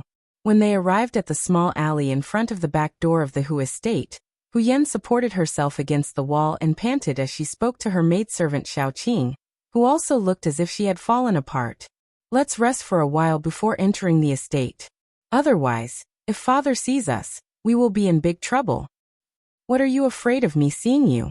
A deep male voice rang out beside her. It wasn't loud, but it sounded like a clap of thunder in Hu Yan's ears. Ah, ghost. As soon as she heard someone else's voice, the servant girl Xiaoqing screamed instinctively, and then hid behind Miss Hu Yan. Xiaoqing, what are you doing? I can't tell. That's my father's voice. However, Hu Yan was still able to keep her composure. This was mainly because she had heard that voice for so many years, and was already very familiar with it. Hu Yan grabbed the panicked Xiaoqing and lowered her head as if she had done something wrong. Father, I'm just bored at home, so I went out for a stroll. Stroll? Gao Sheng, you tell me? His voice suddenly became more severe, and two figures flashed out of the alley. It was Hu Zhongning and one of his subordinates, Gao Sheng, one of the two people who had been taught a lesson by Beta Persei in the Jian Estate's Yang family mansion. Yes, sir. In the afternoon, Xiaoqing found Lieutenant Sun Chuang, the other person who had been beaten by Beta Persei, and asked him to book a table at 100 Flowers Hall. Enough. Without waiting for Gao Sheng to continue, Hu Yan had already interrupted him. Since her father had even investigated this, there was no point in explaining anything. Father, I was just curious about what the two new songs were like. So you dared to go to 100 Flowers Hall? Do you know what kind of place that is? Do you know what will happen if your identity is exposed, or if you meet a lecher? Do you know? Hu Zhongning was obviously very angry, and scolded Hu Yan for a long time in one breath. In the end, Hu Zhongning, who had been criticizing Hu Yan for a long time, made the final decision. Hu Yan did not abide by the rules. She will be grounded for a month. Maid Xiaoqing didn't do what a maid should do. She didn't take good care of her master. She was punished with half a year's salary and 2 beatings. Gao Sheng sent someone to carry out the punishment. Lieutenant Sun Chuang is reckless. His salary will be deducted for half a year, and he will also be punished with 10 planks. Hu Zhongning angrily turned around and left, leaving behind Hu Yan with an incredulous look on her face. Father, you can punish me however you want, but don't hit Xiaoqing. It's too painful to hit her with 2 strokes of the paddle. Ignoring his daughter, Hu Zhongning walked faster and faster, as if he would change his mind if he slowed down a little. Unable to call out to her father, Hu Yan had no choice but to look at Gao Sheng for help. Lieutenant Gao, can you write down little Qing's 2 paddles first? I will go and plead with my father, okay? No, we have to carry out my lord's orders. Gao Sheng shook his head. This time, Hu Zhongning was truly angry. Even Lieutenant Sun Chuang had to be punished with 10 planks. If he dared to disobey orders and not hit Xiaoqing, then he would be the one to be hit. Yang Chendong didn't know that Hu Yan had disguised herself as a man and gone to the 100 Flowers Hall to listen to a new song, only to be caught red-handed by Lord Hu Zhongning and put under house arrest. He was currently in the kitchen with Yi Qiu'er, experimenting with various drinks in preparation for the opening of the immortal abode. What he didn't know was that on this very night, Gao Xiong's naval and land forces launched a joint operation to seize Flag Mountain. In the early years of the Ming dynasty, the old prince of Zhongshan, Shangbaji, conquered Shannan. Together with Shanbei and Zhongshan, they formed the unified Ryukyu kingdom, the first Shang dynasty. This was also the golden age of the Ryukyu kingdom. Its commerce was highly developed, and it traded with the Ming dynasty, Korea, Southeast Asia, and Japan. However, all of this had just begun when it was forced to stop because of Yang Chendong. Gao Xiong led a powerful navy to harass and surround the Ryukyu Islands.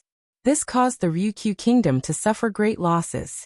Its maritime trade was hindered, and it became a closed country. Qiqian City was occupied, and the sea routes were sealed. This caused the 6th-generation king to die of anger, and the successor was the 7th-generation king, Shangde, who was still underage. Shangde was only 12 years old. Because of his father's early death, he took over the throne. However, even though he was the king of a territory, he still couldn't change the current situation of the Ryukyu Islands. He had sent out ships to break out of the encirclement and inform the outside world of the situation. However, without exception, all of the ships he sent were sunk as soon as they left the harbor. It had to be said that the Ryukyu kingdom was also plagued with misfortune. It had only been less than 20 years since the first prince of Zhongshan, Baji, had taken over, and several kings had died. They had either died of illness or met with mishaps while out at sea. Now all of the burden had fallen on the young Shangde's shoulders. How could he not be worried? After trying all sorts of methods, he finally decided to stay put and wait for reinforcements. Perhaps after a while, someone would discover that something was wrong with the Ryukyu Islands, and they would send people to investigate. Shangde still held on to a sliver of hope, but Gao Xiong couldn't wait any longer.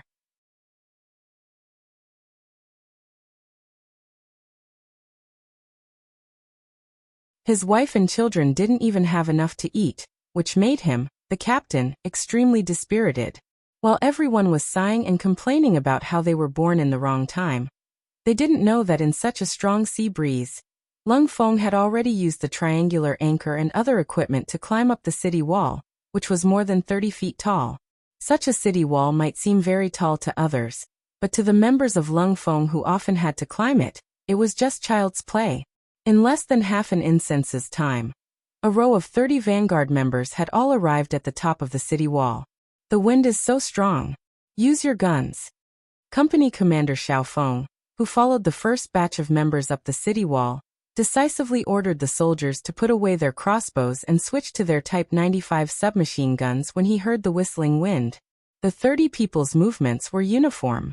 In just a few seconds, they held their guns in their hands and performed a pre-battle inspection.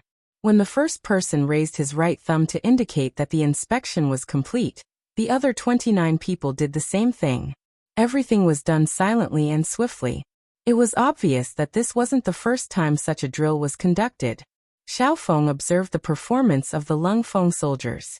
He nodded slightly and made a gesture to disperse and surround them. The 30 soldiers immediately moved forward in a fan formation. During this period of time, no one made a single sound. In the dark night, they were like ghosts that appeared and disappeared unpredictably, approaching the small hut on the city tower that could be used as a residence. In the small house, the soldiers were still complaining. As the captain, Li Luan had long shut his mouth and narrowed his eyes. If he had the time to argue, he might as well take a rest. This way he could eat less tomorrow morning and bring more food back for his children. Sigh, I really don't know when these days will end. Thinking about the current situation, Li Luan, who was sighing in his heart, suddenly heard a sound from the door. Then he stood up with a jolt. He knew that the 20 soldiers in his squad were all in the small house. The only ones who could appear here at this time were either his superior had come to check on them, or the enemy had ambushed them.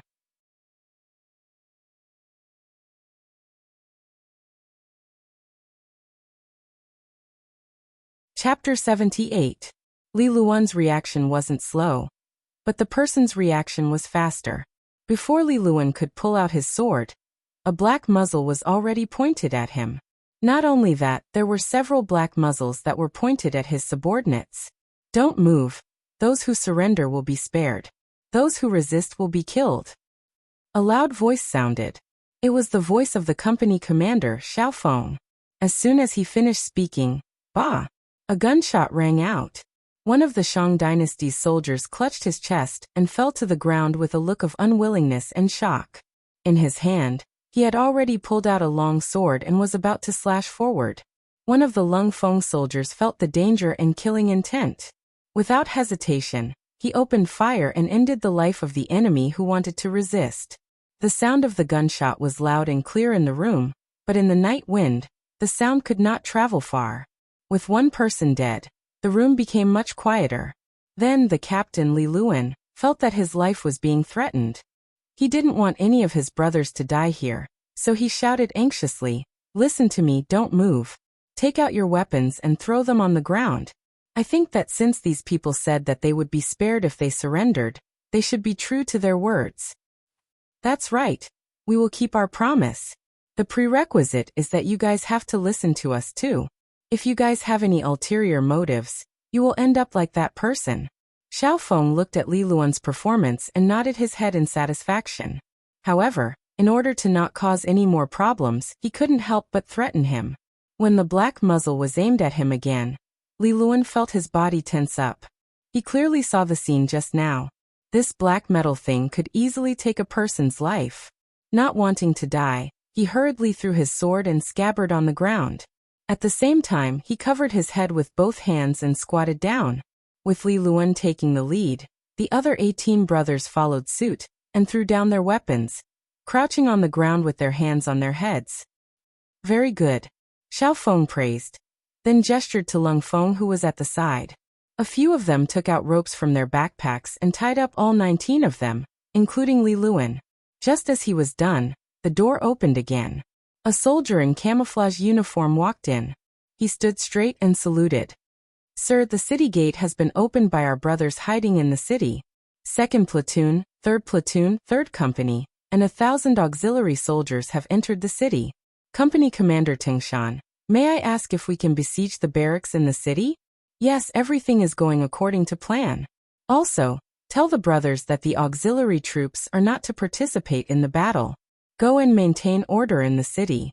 As long as the civilians do not cause trouble and stay in their homes, they are not to be harmed." "Most of the people in the city are Han," Xiao Feng replied with a military salute. "Yes." The soldier who responded with a military salute turned around to pass down the order. Xiao Feng also prepared to bring people to carry out the battle plan. At this moment, Li Luan, who was squatting on the ground, spoke. "Sir, are you the pirates on the other side?" "What? Do you have any questions?" Xiao Feng turned around and asked, a sharp look flashing in his eyes. Naturally, he did not like the word pirate. It was only because the 6th young master said that it was not good to expose their strength. Thus, they had no choice but to call themselves pirates. Feeling that Xiao Feng's gaze could kill, Li Luan instinctively lowered his head and avoided it. Then he said in a small voice, "If you can really not harm the civilians in the city, I am willing to be your guide. There are many of my brothers in the barracks. I think I can help persuade them." Li Luan volunteered himself for 2 reasons. Firstly, he had long lost confidence in the number 1 Shang dynasty. Even the soldiers did not have enough to eat, let alone the common people. Secondly, the weakness of the Shang dynasty made them feel extremely aggrieved. After being surrounded and forbidden from entering the sea, and not being able to send out any ships, they had actually holed themselves up like turtles and refused to move. It was as if they couldn't think of any solution. Instead, they had placed all their hopes on the outside, praying that others would discover their tragic situation, and that someone would come to their rescue. This was completely a lucky move. It was no different from spending 2 yuan and waiting for 5 million. The possibility of them being rescued was close to 0. Thirdly, he had just witnessed Lung Feng's prowess. With one shot, one of his subordinates was killed. This should be the gun that Deming was talking about. However, from the looks of it, it seemed to be even more powerful than the gun in the legends. Faced with such a powerful weapon, what could the Shang dynasty use to fight them? Fourthly, although he did not have much contact with them, he had heard some things about these pirates since he was guarding Qishan, which was the closest place to Qiqian City. They were completely different from other pirates. They did not bully civilians. When they robbed, they only robbed boats and people. However, they did not kill civilians or merchants. With all these knowledge and after seeing Lung Feng's mental state, Li Luan had the idea of helping them. Not only could he redeem himself, he might even be able to save more of his brothers in the barracks. Li Luan's volunteering naturally made Xiao Feng overjoyed. "Alright, if you do this well, not only can you save more people from the flames of war, you can also save more lives. You can also be considered to have performed a meritorious deed. How about this? Untie him and bring him along with us.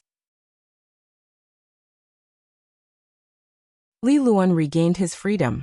However, there were two Lung Feng beside him so that they could restrain him immediately if he made any strange movements. With Li Luan leading the way, the cold vanguard moved even faster. With the cover provided by the strong wind at night, when the first company and the third company, a total of 200 cold vanguards, arrived at the entrance of Qishan military camp, the soldiers there were still not alerted at all. Rocket launcher team, get ready. Everyone load your guns. If there's any resistance, kill. As soon as they arrived in front of the barracks, Xiao Feng and 3rd Company's Chang Tingshan looked at each other and gave out the order for the battle. In an instant, the 200 people completed their actions silently. Even in the dark, all the Lung Feng's actions of checking their guns were still swift and perfect. All of this made Li Luan's jaw drop. He had been in the army since he was a teenager. He had seen many armies, including some elite ones, but this was the first time he had seen one as outstanding as the one before him. Were these people the celestial soldiers and celestial generals that were mentioned in the books? Why were their actions so uniform?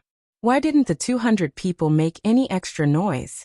At this moment, Li Luan had a feeling that Qishan would definitely be taken down if they were to fight head-on. At the same time, he did not know why he felt his blood boiling. At this moment, he suddenly had the urge to join this army. Ready. The squad leaders reported softly. As the commander of this battle, Xiao Feng said to Li Luan beside him after seeing that the Lung Feng were ready. It's up to you now. I can guarantee you that as long as you lay down your weapons and surrender, you can live. On the other hand, no matter what the reason is, if you dare to pick up your weapons and resist, you must die. Understood. Li Luan could tell that this army's combat power was extraordinary. He did not dare to bargain, and immediately agreed. Then, an iron loudspeaker appeared in front of him. It was a round loudspeaker. Even without electricity, the loudspeaker could spread the sound better. Holding the loudspeaker, Li Luan's loud voice suddenly rang in the night. Brothers in the camp, I'm Li Luan, the squad leader of the guards on the wall. You've been surrounded. Lay down your weapons and surrender, and you can live. We're all Hans. 500 years ago, we were one family. Don't be a feudal resistance. His shout was like a clap of thunder in the silent night. It exploded in the entire camp and caused an uproar. For a moment, there were all kinds of curses in the camp. Most of them were cursing to find their uniforms and weapons. The cursing continued for about half a quarter of an hour before it slowly subsided. Then in the dark, 100-man squad crept toward the wooden fence. It seemed like they wanted to use their advantage of being more familiar with the terrain to launch a counterattack. Ready the rocket launcher. Target the wooden fence. Fire. Xiao Feng had already seen the enemy's every move with his night vision goggles. Night battles were a part of Lung Feng's training. Because of proper nutrition, the ordinary soldiers did not suffer from night blindness. At this moment, they could clearly see the enemy's actions in the opposite camp. The commander gave the order, and immediately, 2 rocket launchers with powerful flames shot forward. After 1.5 seconds, they slammed into the wooden fence that could block the impact of manpower and horsepower. Immediately, flames soared into the sky, and the sound was like thunder. The rocket launcher was a type of infantry anti-tank and siege weapon. It was light and had a short range. At the same time, it could be fired in a straight line, upward, or downward direction. It had a variety of attack methods that were perfect for close-range sieges. The 2 rocket launchers were fired and instantly destroyed the main gate of the camp. The powerful flames and explosive force scared the 100-man vanguard soldiers who wanted to sneak out of the camp. What is this? Is this the wrath of the heavens? This must be the punishment of the heavens. After seeing such powerful firepower, the 100-man vanguard's morale immediately collapsed. In the face of the unknown, humans naturally had a kind of fear, not to mention that it had such great power. Li Luan looked at everything in front of him in a daze. When he saw such powerful firearms, he knew that the soldiers of Qishan's camp had been defeated. He only hesitated for a few seconds before he shouted again. Brothers, I'm Li Luan. You should have seen the power of these firearms. If you don't want to die, throw down your weapons and surrender. Your families are still waiting for us to return safely in the city.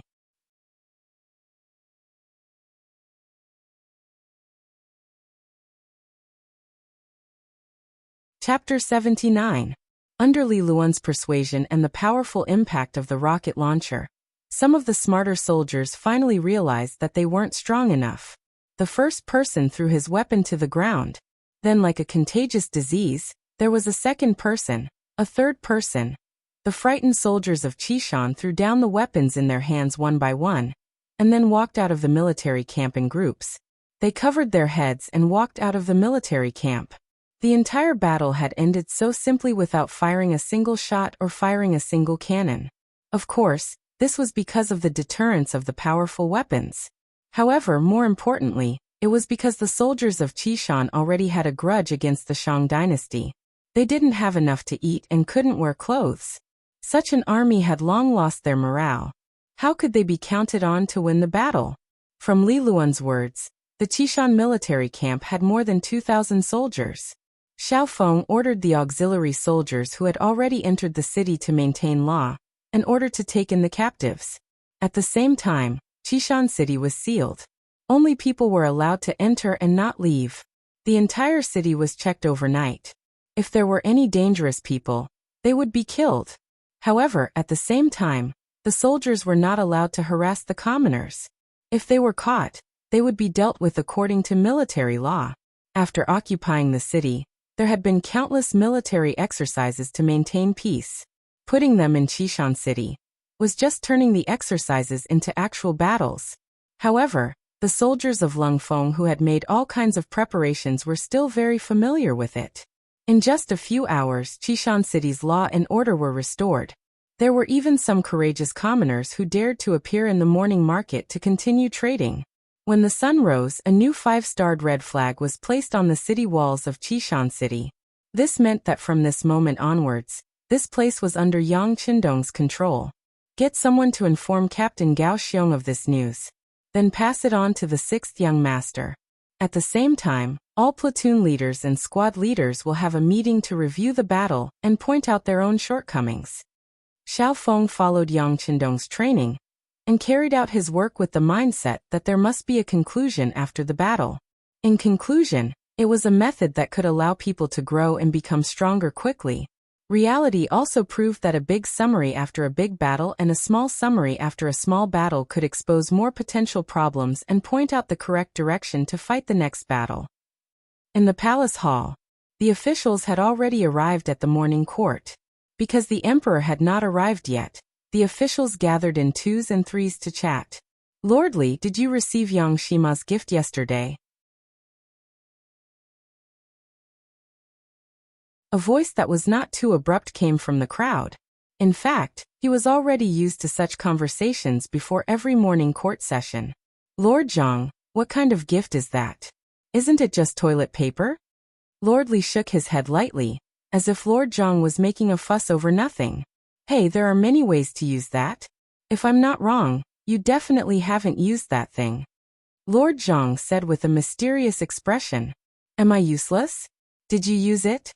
Lord Li's curiosity was piqued by Lord Zhang's words. Of course, it's all thanks to my wife. When it was delivered, her stomach was not feeling well, so she took it and used it. When she came back, she told you about the wonderful effects of this thing. It was really comfortable and very soft. I didn't believe it, so I used it once. Haha, I decided that after that, I'll always use this toilet paper. Not only that, when I'm done with court, I'll send someone to the Yang clan manor to find a Yangxian horse and get some more. Lord Zhang said as if he had benefited from this experience. It wasn't just Lord Zhang in court. Lord Wang, Lord Sun, Lord Zhou, Lord Wu, and the other officials had all used this benefit and knew of its benefits. The officials who didn't think much of it before were all intrigued by the words of these people. They all decided to go back to their mansions to see what the toilet paper was. They wanted to see if it was better than the wood and bamboo pieces that they usually used. Because of Yang Qindong, the toilet bowl had been introduced first, and the majority of officials in the capital had already started using it. Now toilet paper had become a complementary product. Although it seemed unremarkable, it was truly the beginning of a new civilization. Not to mention what was said in the morning court. After the court was dismissed, most of the important officials hurried back to their residences. Not long after, the stewards of the various residences boarded their carriages and left the city, heading straight for the Yang clan manor 15 li south of the city. This was because the Yang clan manor had a large number of potatoes, and it was the only one in the Great Ming dynasty. For its safety, the Eastern faction guards and embroidered uniform guards took turns to guard the manor to prevent anyone from causing trouble.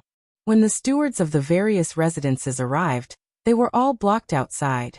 Left with no choice, they could only pass the visiting cards from their family to Steward Yang Nung and explain their intentions. Regarding this, the new steward Yang Nung had already received instructions from the 6th young master. He cupped his fists and said to the stewards who came forward to ask for toilet paper, "I'm sorry, everyone. My 6th young master said that the toilet paper was shipped from the sea, and the production is limited." Previously, I took out the toilet paper because I thought that it would be better to share it with everyone, but now I really don't have much left. If everyone really wants it, then wait until the Heavens Beyond trading firm opens for business, and buy it there. Yang Nung had a smile on his face. As the saying goes, a slap doesn't hit a smiling face. Since he had already said so, what else could the stewards do? They could only hurriedly return to their residences.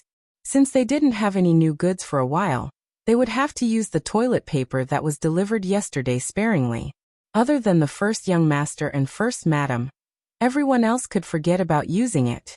Of course, there were also some officials who thought that Yang Qindong was too stingy.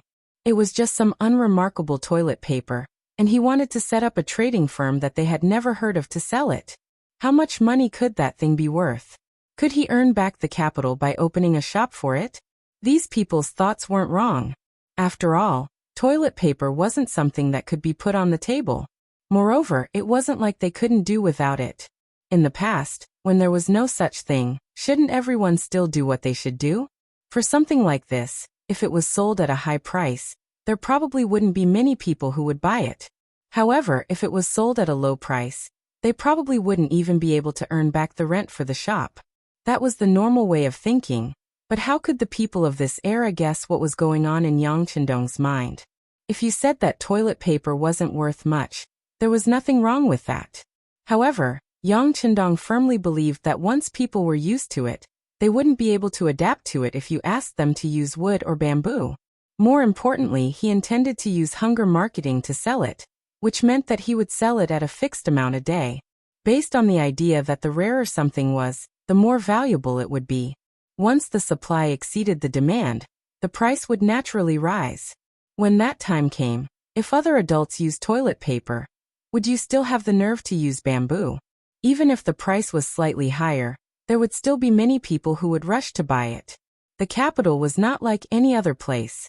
There were many rich people here, and even more people with authority. Even if the price of toilet paper was a little more expensive, it was still completely acceptable. This would become one of Yang Qindong's tools for making money. Although he couldn't make a huge profit, he would win in the long run. Residence. Little Qing was lying on a wooden bed with a painful expression. The 2 hits on her buttocks made her feel as if she was about to die. "Little Qing, how do you feel? Does it hurt?" With a face full of tears, Hu Yan at this moment made people truly understand what it meant to say that women were made of water. Ever since they returned to the courtyard last night, and little Qing was beaten twice, she had been crying nonstop. Even after a night had passed, her tears still flowed out uncontrollably. She really didn't know where her tears came from. "Miss, don't cry. Your eyes are swollen. It's so ugly." Resisting the pain on her butt, little Qing, who felt sorry for Hu Yan, squeezed out a smile and said, "The miss was the master, and the maid was the servant." In this hierarchical feudal society, little Qing still dared to make fun of her miss like this. It could be seen that the relationship between the two was really good to a certain extent. "I don't care. I don't care if it's ugly. I just want to cry. I want to cry for my father to see how hard he hit me."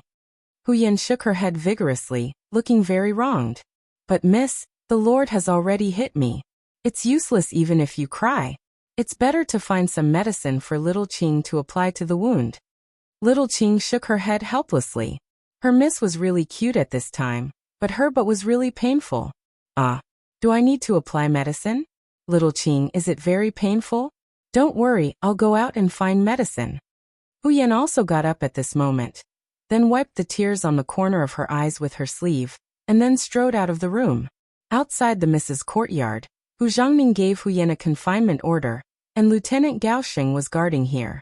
When she came out, she just saw Gao Sheng dressed in a brocade guard uniform, and Hu Yan was angry.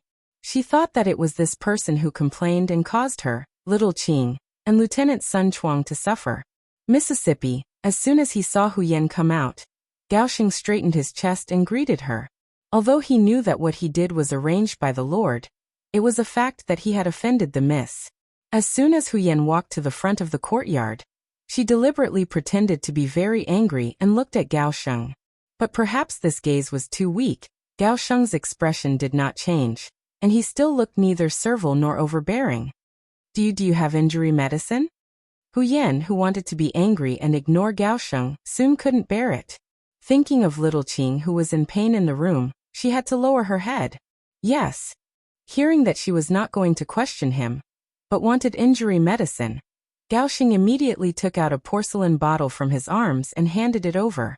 Use the amount of medicine to cover the wound 3 times a day.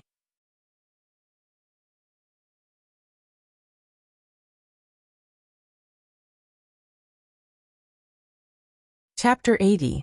Reaching out to take the porcelain bottle, Hu Yan angrily turned around and left without even saying a word of thanks. Gao Sheng seemed to be used to being treated like this. He just smiled and stood there again. At this time, a cough suddenly sounded behind him. He turned around vigilantly. After seeing the person, he hurriedly bowed respectfully and said, Sir. Why did Miss look for you just now? The person who came was Hu Zhangning. At this time, he had a constipated expression. After the morning court, he was called by his mother, Hu Yushi, to find a way to get some toilet paper. At this moment, Hu Zhangning was stumped. It turned out that after the Yang family sent the toilet paper yesterday, Hu Wangshi, who was in charge of the backyard, was going to put it in the family's warehouse. However, Hu Yan, who was rushing over, took it away. Then she used it, and the effect was really good. She gave the rest of the things to her mother and grandmother, Hu Yushi. With the recommendation of her granddaughter, Hu Yushi had people verify the magical effect of this thing. Then, she sent the rest of the toilet paper to her relatives in the city. This was also the old lady's style of doing things. Perhaps because of her humble background, Hu Yushi had always valued her relatives very much.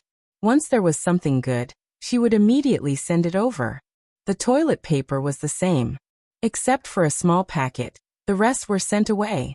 Hu Yan came back from the morning court and asked the old lady about the toilet paper.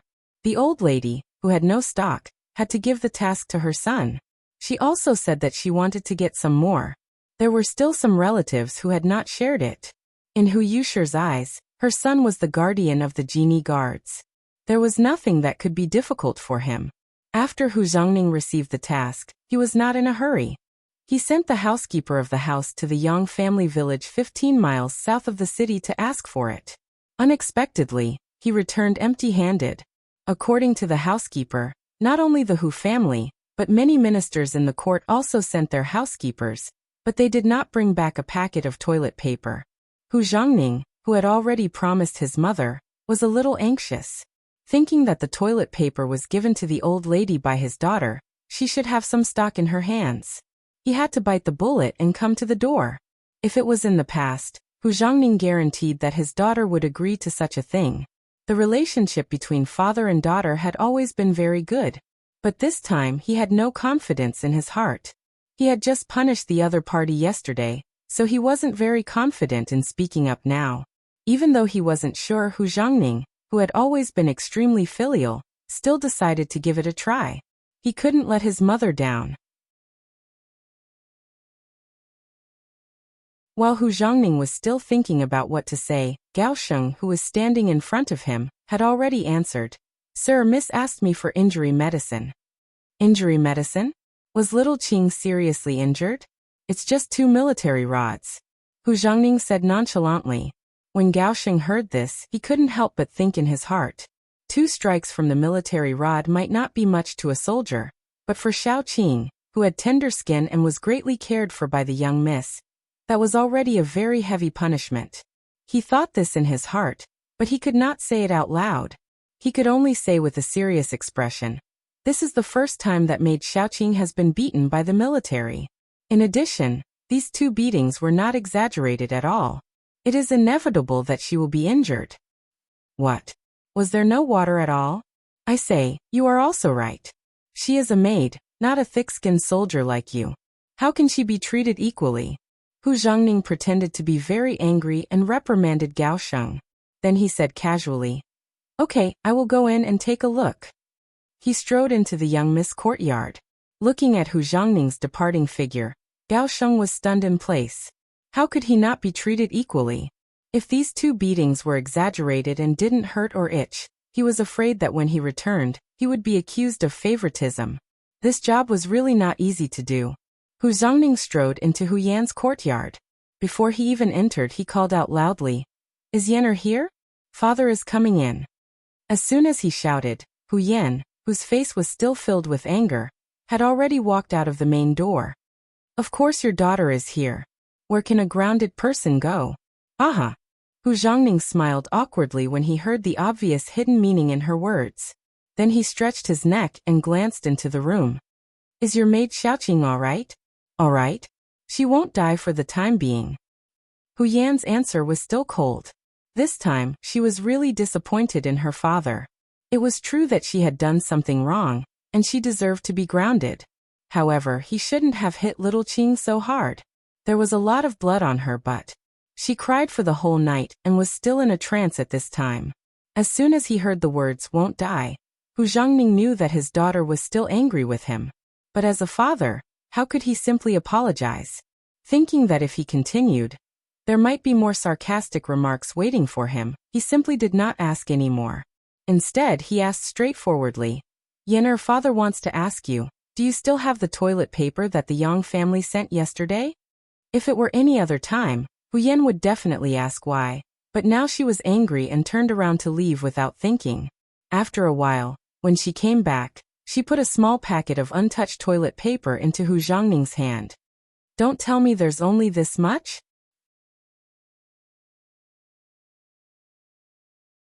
Looking at the packet in his hand, Hu Zhongning felt that things were going to be bad. Daughter kept a total of 2 small packets, and gave the rest to mother and grandmother. What? Father, are you going to take that half packet too? Hu Yan was really angry at this time. She thought that this was simply her father taking revenge on her. Because she made him angry, now he didn't even let her use the toilet paper, and wanted to give it all away. Hu Zhongning heard the resentment in his daughter's voice and knew that if he didn't explain, it was likely to become a knot between the father and daughter. So he explained the matter again. "It's not that father wants it, but Yanner knows your grandmother. Whenever she has something good, she must give it to her relatives. See, when the toilet paper came, she gave it all away, but it was still not enough, so she called father and asked me to think of a way. But the housekeeper of the house went to Yangjia village. The housekeeper of the 6th young master said that the things were shipped from the sea, and were not products of our great Ming dynasty. Now he doesn't have any stock in his hands. If he wants it, he can wait until the Heavens Beyond Trading Company opens and buy it there. But your grandmother is an impatient person. How can she wait for so long?"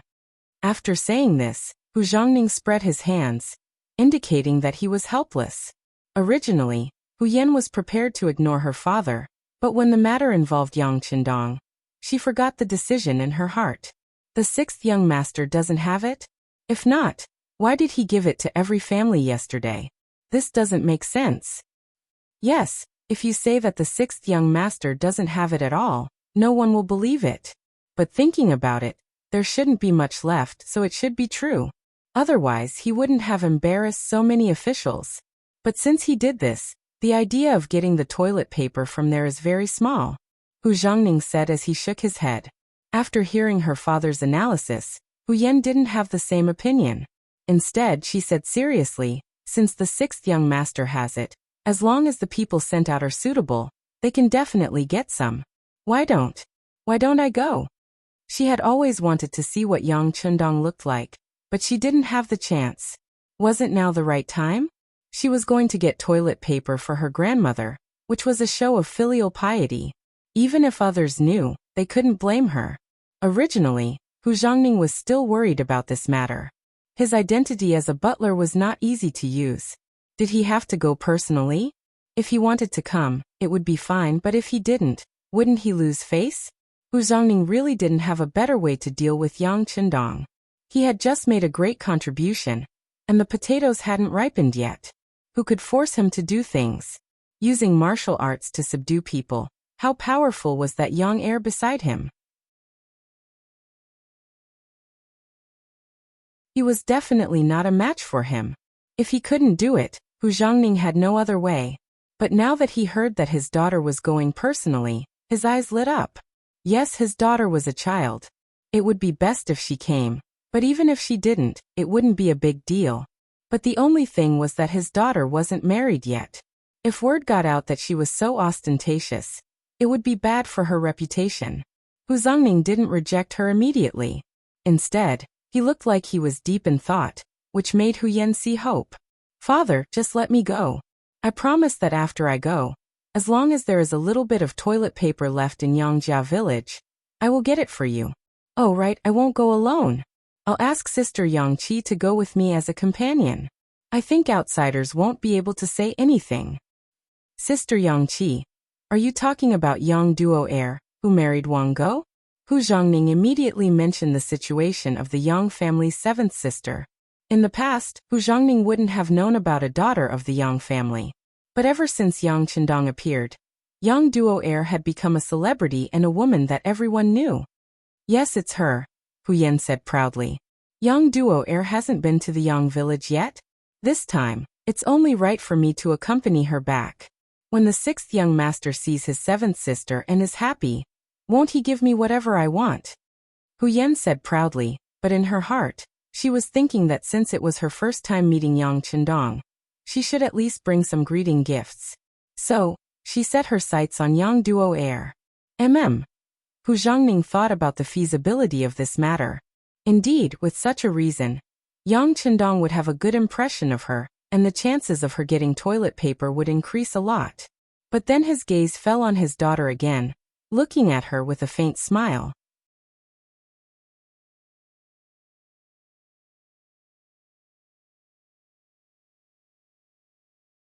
Chapter 81. Hu Zhongning's gaze frightened Hu Yan. It was as if he had guessed what she was thinking. She blushed and didn't know what to say. Fortunately, Hu Zhongning spoke. All right, since that's the case, I'll send Gao Sheng to go with you. With him, Wang Go won't dare to not let them go.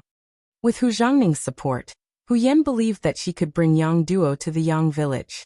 She was overjoyed and said, Father is the best. Father has always been the best person. But remember, you must bring back toilet paper this time. Don't be so happy that you forget about the important matter. Hu Zhongning decided to remind his daughter. If she really went to see the sixth young master, and forgot about other things, then the gains would not make up for the losses. Yes, father, you can rest assured. Hu Yan patted her towering chest and promised. Then she had a grin on her face. Hu Yan went to prepare and said goodbye to little Qing. It was a pity that she couldn't bring her to see the sixth young master for the first time. This made little Qing even sadder on the bed. In her heart, she even thought that the young miss was different. Hu Zhongning called Gao Sheng over and told him to cooperate with the young Mississippi. Then he thought to himself, a grown girl can't be kept at home. Young village. In the courtyard, 50 boys and girls were undergoing intensive training. According to Yang Chundong's requirements, they were all between 14 and 18 years old, and all of them had good figures. The girls were graceful, and the boys were tall and straight. After praising Xiaoyin, he asked each shower to make a delicious meal for the 100 boys and girls, letting them fully experience the feeling of warmth. Then he took out the clothes that he had already prepared. When everyone changed into the new clothes, It was as if they had become different people. They were full of spirit and beauty. Not bad, you all have good external conditions, but this is not enough. But that's not enough. If you can't pass the next training, you'll still be eliminated. Do you understand? Yang Chendong stood in front of 100 people like a general who was called out on the battlefield. His voice was like a flood. Understood.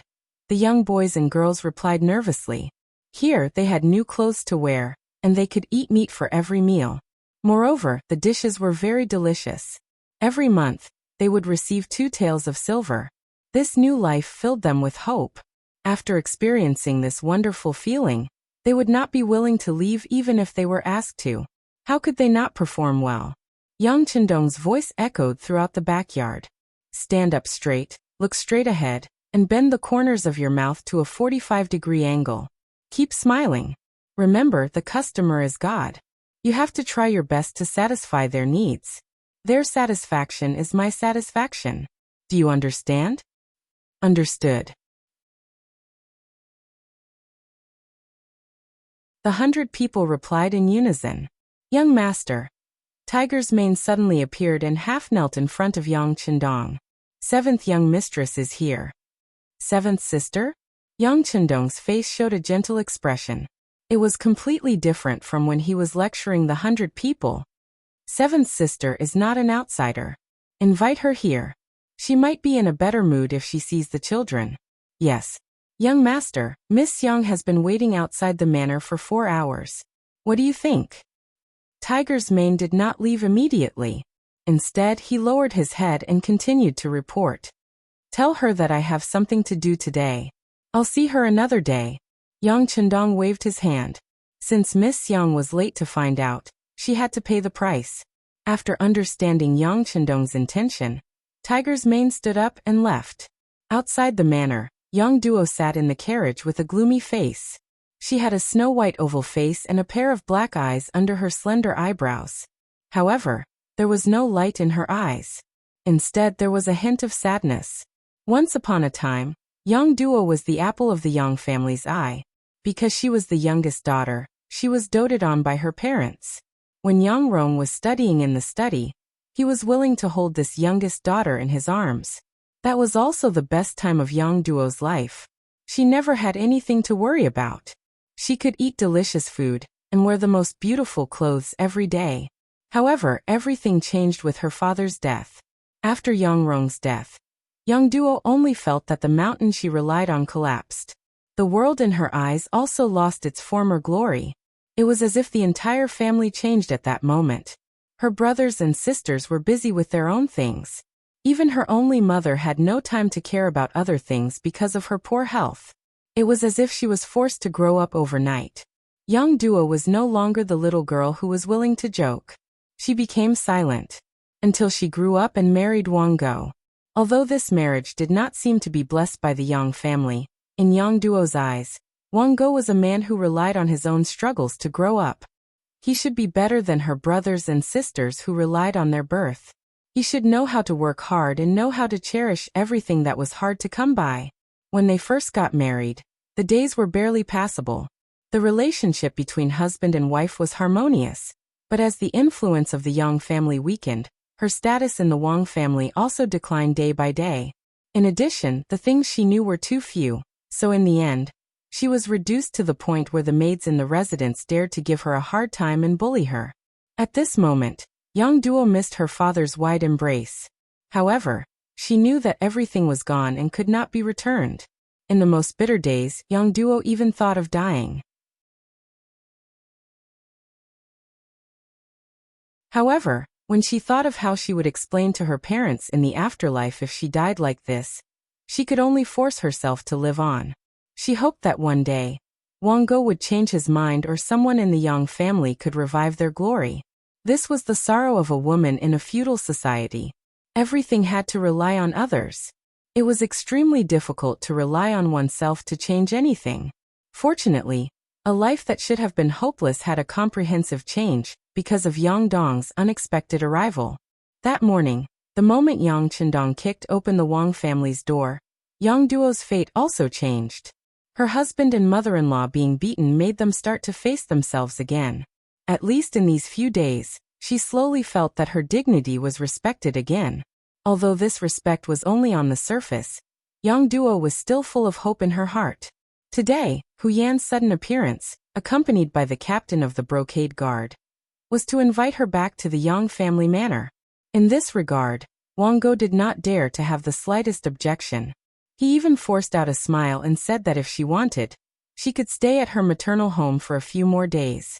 Feeling that Wang Go was not concerned but afraid, Yang Duo's heart was filled with mixed feelings. What made her even more afraid was how to face her seventh brother. The person who would only follow behind her when they were young, and whom she despised had finally grown up. Not only that, he seemed to be even more outstanding than her brothers. When she thought of the heroic aura that her sixth brother exuded when he kicked open the Wang family's door that morning, young Duo blushed with shame, and did not dare to meet him. This was also why after a few days, she still did not come to the Yang family manor to take a look. In the carriage, young Duo was very nervous, which made Hu Yan, who should have been nervous, relax a lot. She began to comfort young Duo. Sister Duo Air, the sixth young master is your brother and is so nervous about you. What are you afraid of? Listen to your younger sister. When you see him, you should reprimand him first to suppress his imposing manner. Hu Yan thought of Yang Chendong being scolded and not daring to talk back, and couldn't help but giggle. Scold sixth brother? Why? Also, what should I scold him for? Young Duo's face was filled with confusion. Clearly, she did not understand what Hu Yan meant. You. Hu Yan put her finger to her mouth and rolled her eyes. Suddenly, she said in surprise, scold him for beating your husband and mother-in-law. Let him give you an explanation. In short, you have to shock him first and let him know how powerful you are. Hu Yan's idea made young Duo shake her head and say, I'm not powerful. Otherwise, I wouldn't have suffered such a big loss in the Wang family. Forget it, I'd better not scold sixth brother. He beat the imperial court officials for me. He took a great risk.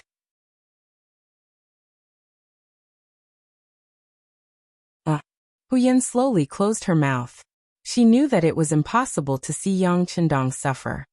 Seventh young lady, the young master invites you in. Outside, Hu Meng arrived in front of the carriage. He signaled Yang Lu with his eyes, and Yang Lu replaced the original coachman. Gao Sheng was also sent far away. Yang Lu then drove the carriage into the Yang clan manor. The East faction protector, who was standing nearby, saw that the carriage was driven by the Yang family's servant, so he did not come up to check. After a few days of contact, the two sides had a tacit understanding.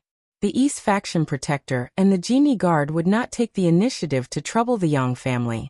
The Yang family's servants also followed the rules. All the carriages that came here were checked by those people, except for the Yang family's carriages. In Yang Chendong's words, this was the Yang family manor. Did the Yang family need to check their own home? What was the reason? For this matter, the East faction protector also reported the matter to Wang Jin, but the answer he got was that since the sixth young master said so, he would do as he said. The carriage smoothly drove into the Yang family manor. Through the curtain of the carriage, Hu Yan looked out curiously. However, it didn't seem to be any different from the other manors, which made her feel a little disappointed. It was not until the carriage drove into the square in the backyard of the Yang family manor that the scene in front of her changed. She saw 100 boys and girls wearing clothes that she had never seen before standing under the scorching sun, motionless. God! The clothes they wear are so beautiful. Hu Yan's gaze was deeply attracted by the scene in front of her, as she spoke like a love-struck fool.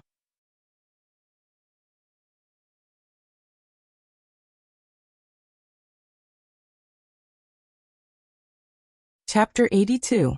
Young Duo, on the other hand, was extremely nervous. She didn't know what to say when she saw Yang Chendong. She thought that her actions had already lost face for the Yang family. She wasn't mentally prepared yet. The carriage finally stopped, not far from Yang Chendong. From here, one could clearly see Yang Chendong, dressed in green, sitting under a parasol, leisurely drinking tea. From time to time, he would look at the scene. Whenever he found someone slacking while standing, he would shout from afar. Every time this happened, The person who was shouted would straighten their body, as if their entire appearance had changed in an instant. Stop! Yang Chendong's attention was drawn to the carriage when Yang Lu shouted for it to stop. Then he came over with a smile on his face. As he walked, he said, "Seventh sister, I missed you so much." As he spoke, Yang Chendong had already arrived in front of the carriage. Then he reached out his hand and lifted the curtain of the carriage. Then he smiled and reached out his hand to touch the person in the carriage. This was originally Yang Chendong's way of welcoming seventh sister. He hoped that a joke would make her relax. How could the meticulous sixth young master not know that seventh sister must have had a hard time in the Wang family all these years? She had probably developed the habit of being cautious. Welcoming her in such a joking way was to make her relax. But he never thought that his hand would reach out and grab the person. But why did this person look so unfamiliar? Her skin was whiter than snow, and her eyes were like a pool of clear water. When she looked around, she had an elegant and noble temperament. Her eyes were very big, and her eyelashes were very long. At this moment, she was blinking and looking at him. That cute and chubby little face was as red as an apple. In fact, Huyen really did not expect this to happen. At this time, she was also frightened by the scene in front of her. When a pair of big hands were stuck under her armpits, her beautiful face had already turned pale at this moment. Shua, Yang Chendong's reaction was not slow. When he felt that he had grabbed the wrong person, he quickly retracted his hand and immediately bowed his head to apologize. "I'm sorry, Mississippi. I thought it was my seventh sister. I'm here." A timid voice sounded. Yang Duo popped her head out from behind Huyen, who was still in a panic. "Sixth brother, this is Miss Huyen, Lord Hu Zhongning's daughter." As if she felt the awkward atmosphere, Yang Duo hurriedly introduced Huyen's identity. Hearing seventh sister say that this girl was Huyen, Yang Chendong could not help sizing her up a few more times. She was indeed a great beauty. In terms of looks, she was similar to Zhao Liying, but her body was more voluptuous. "So it's Miss Hu. My apologies." Yang Chendong's reaction was fast. After knowing Huyen's identity, he immediately changed into a polite appearance, making people unable to get angry even if they wanted to. Yang Chendong took the initiative to apologize, which made Huyen a little embarrassed. She really didn't mean it. In addition, she had been educated since she was young. No matter what, she was still a daughter of a noble family. Of course, it was not good for her to blame the other party for such a thing. Huyen's face was red like the sunset. She softly said, "Hello, sixth young master." "Hello, hello." Yang Chendong quickly returned to normal. After answering with a smile, he reached out and helped Yang Duo, who had already squeezed forward, get off the carriage. As for Huyen, Yang Chendong did not want to offend her. He reached out and took the stool handed over by Yang Lu, allowing her to smoothly walk down by herself. Yang Duo did not pay attention to Huyen's change. She had been chirping like a lark in the car just now, but now she was as quiet as a thrush and didn't say a word. Most of her attention was on her sixth brother, Yang Chendong. With Yang Chendong holding her hand, she heard her sixth brother's voice. "Seventh sister, these people are the people I've trained to serve the immortal abode in the future. In other words, they are the waiters in the wine shop. Do you see the clothes those girls are wearing? I call them kipeos. They are the best clothes to show off a woman's perfect figure. The other big sisters in the family have all tried them on before. Why don't you find one and change into it, too? A beautiful set of clothes can change a person's mood at any time." Yang Chendong didn't ask Yang Duo what she meant. He reached out and called Xiaoyin over. Bring my seventh sister to change into a qipao." "Young master, what about that Miss Hu?" Xiaoyin looked at Huyen, who seemed to have been left out. "Oh. If Miss Hu is willing, she can also try on a qipao. There are many different types and colors prepared. Just treat it as my apology for my earlier rudeness." Yang Chendong chuckled and turned to look at Huyen. On the way, Huyen had been teaching Yang Duo to be more generous. She had even told her to teach Yang Chendong a lesson and show him who was boss. However, when she saw the real person, she immediately softened. Yang Duo acted as if she had returned home. She didn't even wait for Huyen to say whether she agreed or not before grabbing her. "Come, Let's go take a look at those kipeos. Let's see if they are really as beautiful as they seem. 3 women made a show. Xiao Yin Yang Duo and Hu Yan all walked towards the rear courtyard. Yang Chendong smiled as he watched the 3 leave. When they were no longer in sight, he turned around. Tiger's Mane and Yang Lu were already half kneeling on the ground. Didn't you check the carriage before? Clearly, Yang Chendong was reprimanding them for their earlier rudeness to Hu Yan.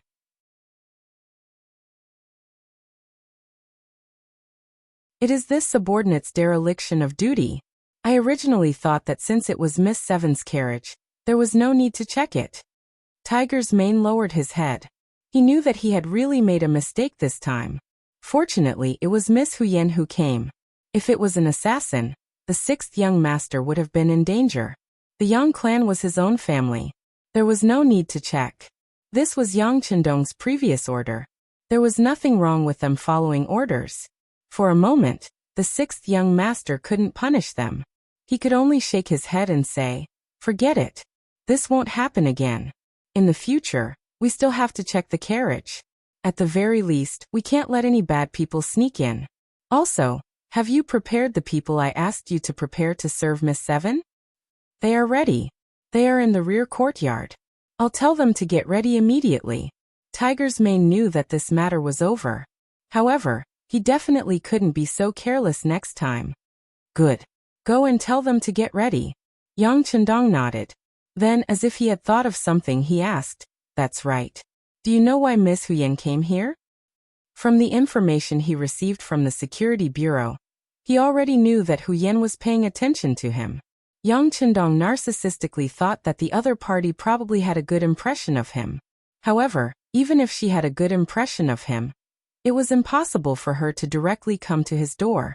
At that time, girls weren't that open. This was especially true for young ladies of noble families. They were extremely reserved. I don't know. Tiger's Mane shook his head. Although the capital's security bureau's capabilities were constantly increasing after investing a large amount of money, he still didn't know what had just happened to the Hu clan. Forget it. Let's go. With the idea of taking things one step at a time, Yang Chendong had Tiger's Mane and the others leave. As for himself, he returned to the large umbrella. His gaze fell on the 100 young men and women who were still practicing their stances in the distance. In the fitting room in the backyard, Xiao Yin and the other 2 women were currently seriously choosing the most suitable qipao for them. Among the 3, it wasn't Xiao Yin's first time in this room. She was also the first to choose. It was a set of sapphire blue qipao that represented purity. When paired with her petite face, it appeared very cute. Yang Duo chose a yellow qipao with golden edges. She was tall to begin with, so wearing it on her slim body made her look even more elegant. Hu Yan took the longest time to choose. In her eyes, it seemed that every one of them was very beautiful. In front of her were beautiful clothes that she had never seen before. In the end, she still chose a white qipao.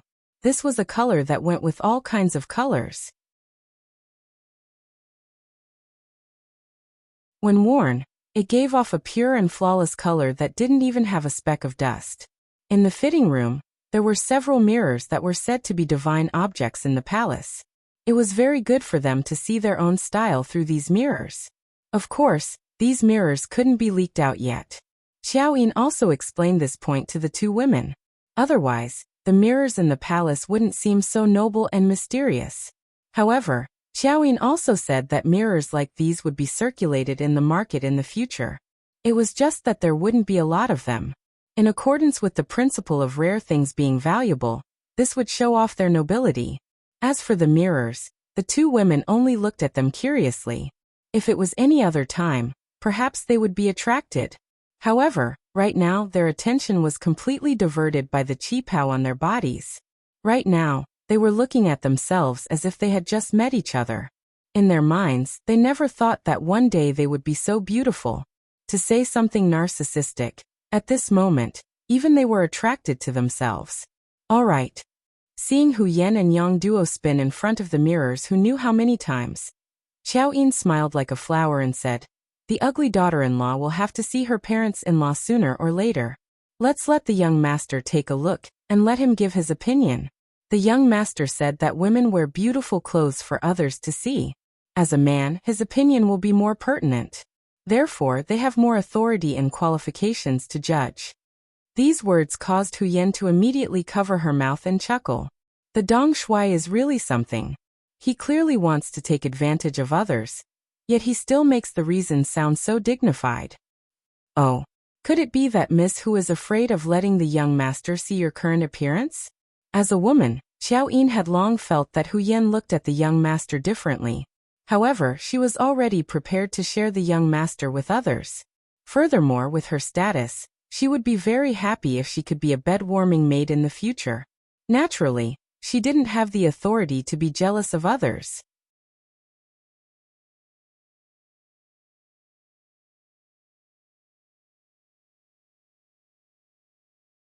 Chapter 83. Why would I be scared? Let's see then. Hu Yan seemed to be throwing a tantrum as she spoke, but she was probably the only one who knew what she was really thinking. She really wanted to see what kind of expression Yang Qindong would have when he saw her in this white qipao. In the backyard, the 100 young men and women had already switched to walking. A paper bowl was placed on top of each of their heads. In Yang Qindong's words, they had to keep the upper half of their bodies steady while walking. They absolutely couldn't allow their paper bowls to fall. If they did, they would be punished with standing for an extra hour, and no meat for dinner. It wasn't a heavy punishment, but none of the 100 future employees of the immortal abode wanted to be punished. They didn't know if they would be disqualified if they were punished too many times. If that was the case, they would have to return to their old lives. They could only eat 2 meals a day, and they weren't even full. Here they could eat 3 meals a day, and there was meat for every meal. They had new clothes to wear, and they even had a monthly salary. Originally, Yang Qindong was staring at the crowd and pointing out their mistakes. However, when 3 graceful figures suddenly appeared in his peripheral vision, Yang Qindong was completely unable to remain calm. In his line of sight, the 3 beauties were like fairies descending to the mortal world as they walked towards him one by one. This caused his heartbeat to accelerate, and his face began to heat up. Even his gaze became infatuated. Seeing Yang Qindong's dazed expression, the 3 girls couldn't help but feel amused. In the end, it was Xiao Yin, who was the closest to him, who slowly walked up and whispered into his ear, "Young master, you're almost drooling." "Ah. Oh. Yang Qindong, who had lost his composure, hurriedly raised his hand to wipe his mouth. However, how could he wipe anything? Only then did he realize that Xiao Yin was teasing him. He couldn't help but awkwardly say, "Iner, you're being naughty again." Haha. When she saw that Yang Qindong really was wiping his mouth, Xiao Yin skipped away with a smile. This scene also caused Yang Duo and Hu Yan to cover their mouths and laugh. You actually dare to laugh at this young master? In order to punish you all, someone come and serve me with a brush. Yang Qindong saw that the 3 women were so beautiful, and each of them had an extraordinary temperament. It really felt like 100 flowers were blooming, and he had the idea of painting them as a memento. After Yang Qindong shouted, Tiger's mane had already turned around and disappeared. When he reappeared, he was holding a wooden frame in his hands. That was the so-called easel that the 6th young master had requested. Does Yang Qindong know how to draw? Naturally, the answer was yes.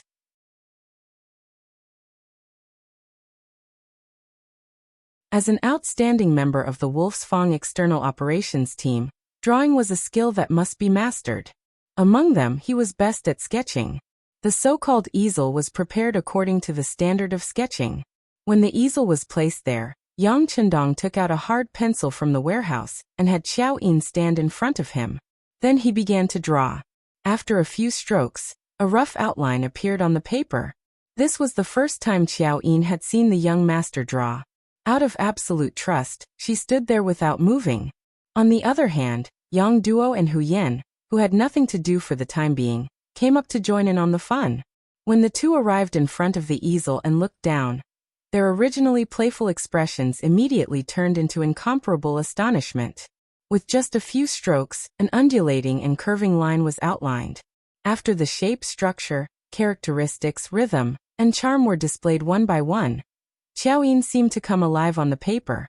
What kind of drawing technique is this? Yang Duo and Xiao Yin both had extremely astonished expressions. They were both daughters of noble families, and were all descendants of famous families. They understood drawing techniques and were even quite good at it. It was because of this that they were even more astonished by the ability that Yang Chendong displayed. I call it sketching. Yang Chendong raised his head slightly and gave the two girls a charming smile. Then, he continued to draw and complete the rest of his work. From start to finish, it took only half the time it took to drink a cup of tea. The sketch was completed and Xiao Yin was vividly engraved on the paper. Yang Chendong stopped and nodded. Not bad. You didn't lose your skill. That's it. Wow. So beautiful. The two women saw that the painting had been completed in such a short period of time. Moreover, the painting was so accurate that Xiao Yin's most beautiful side was fully displayed. Aside from the lack of color, everything else that should be displayed was displayed. This caused them to make a fuss over nothing. Yang Chendong had heard a lot of compliments recently, so he didn't have much of a reaction. He just smiled at the two and asked, "Which one of you will go first? We can be drawn too?" Hu Yan pointed her slender finger at herself in surprise. Originally, she thought that Yang Chendong could draw Xiao Yin so quickly because they understood each other. That was why he could draw so skillfully. However, this was the first time they had met. "Of course, if you refuse, I won't force you." Yang Chendong showed a sincere smile again. He didn't want to force people to do things. "Ah, I won't refuse. Then draw me first." When Hu Yan heard that she could also receive such treatment, she was instantly overjoyed. Then, she walked to where Xiao Yin was standing and stood with her chest puffed out. "Don't be so stiff. Act more naturally." Yang Chendong chuckled when he saw that Hu Yan's entire body seemed to have been filled with lead, resembling a zombie that had lost a portion of her spiritual energy. Oh! Hu Yan, who was extremely obedient, quickly relaxed her body. It was also at that moment that she heard Yang Chendong's voice. "Very good. That's it. Don't move. It'll be done soon." Yang Chendong seemed to have found an excellent angle, and began to paint with great vigor. In just the time it took to drink a cup of tea, Yang Chendong finished the last stroke and laughed. "It's done." He finished drawing just like that? With a trace of suspicion, Hu Yan walked over. However, at this moment, Yang Chendong had already begun to draw for seventh sister, Yang Duo. Hu Yan walked over and looked at the drawing of her face and expression that had been placed to the side. The lines were so beautiful and the curves of her body were so real. It was as if they were lifelike. Her charm, cuteness, and beauty were completely reflected on the paper. At this moment, she felt a little intoxicated. Thinking that the two of them had only met for the first time. How could he understand her so clearly in such a short period of time? Hu Yan couldn't help but look up. She wanted to see the appearance of this man. She wanted to understand him and imprint him deeply in her mind. When she looked up, she saw the scene of Yang Chendong seriously drawing for seventh sister. People say that people who work seriously are the most beautiful because at that time, their whole body is focused and full of charm. When she looked up, she saw this scene. The corners of his mouth slightly curled up, the confident light in his eyes, and the fact that he was able to write as fast as lightning while remaining calm as usual, coupled with his resolute face and bright eyes. All of these attracted Hu Yan. At this moment, she felt as if there was a little rabbit in her arms that was jumping wildly. Done. With a wave of his hand, Yang Chendong, who finished the last stroke, laughed and said that it was done. He put down the hard pencil in his hand. Yang Duo couldn't wait any longer. She ran a few steps and came in front of her portrait. Immediately, she looked like she was in a daze. People say that the person who understands you the most is yourself. But this time, Yang Duo felt that this seemed to be wrong. Because from the painting, she seemed to be seeing herself for the first time. It turned out that she was so beautiful. She wasn't the useless stupid girl that the Wang family said was even worse than a servant girl. Yang Duo stood there in a daze. After a while, tears flowed down from the corners of her eyes. Yang Chendong's heart softened as he looked at her. He stood up and went forward to hug seventh sister in his arms. The painting is to show your most beautiful side and preserve it for later memories.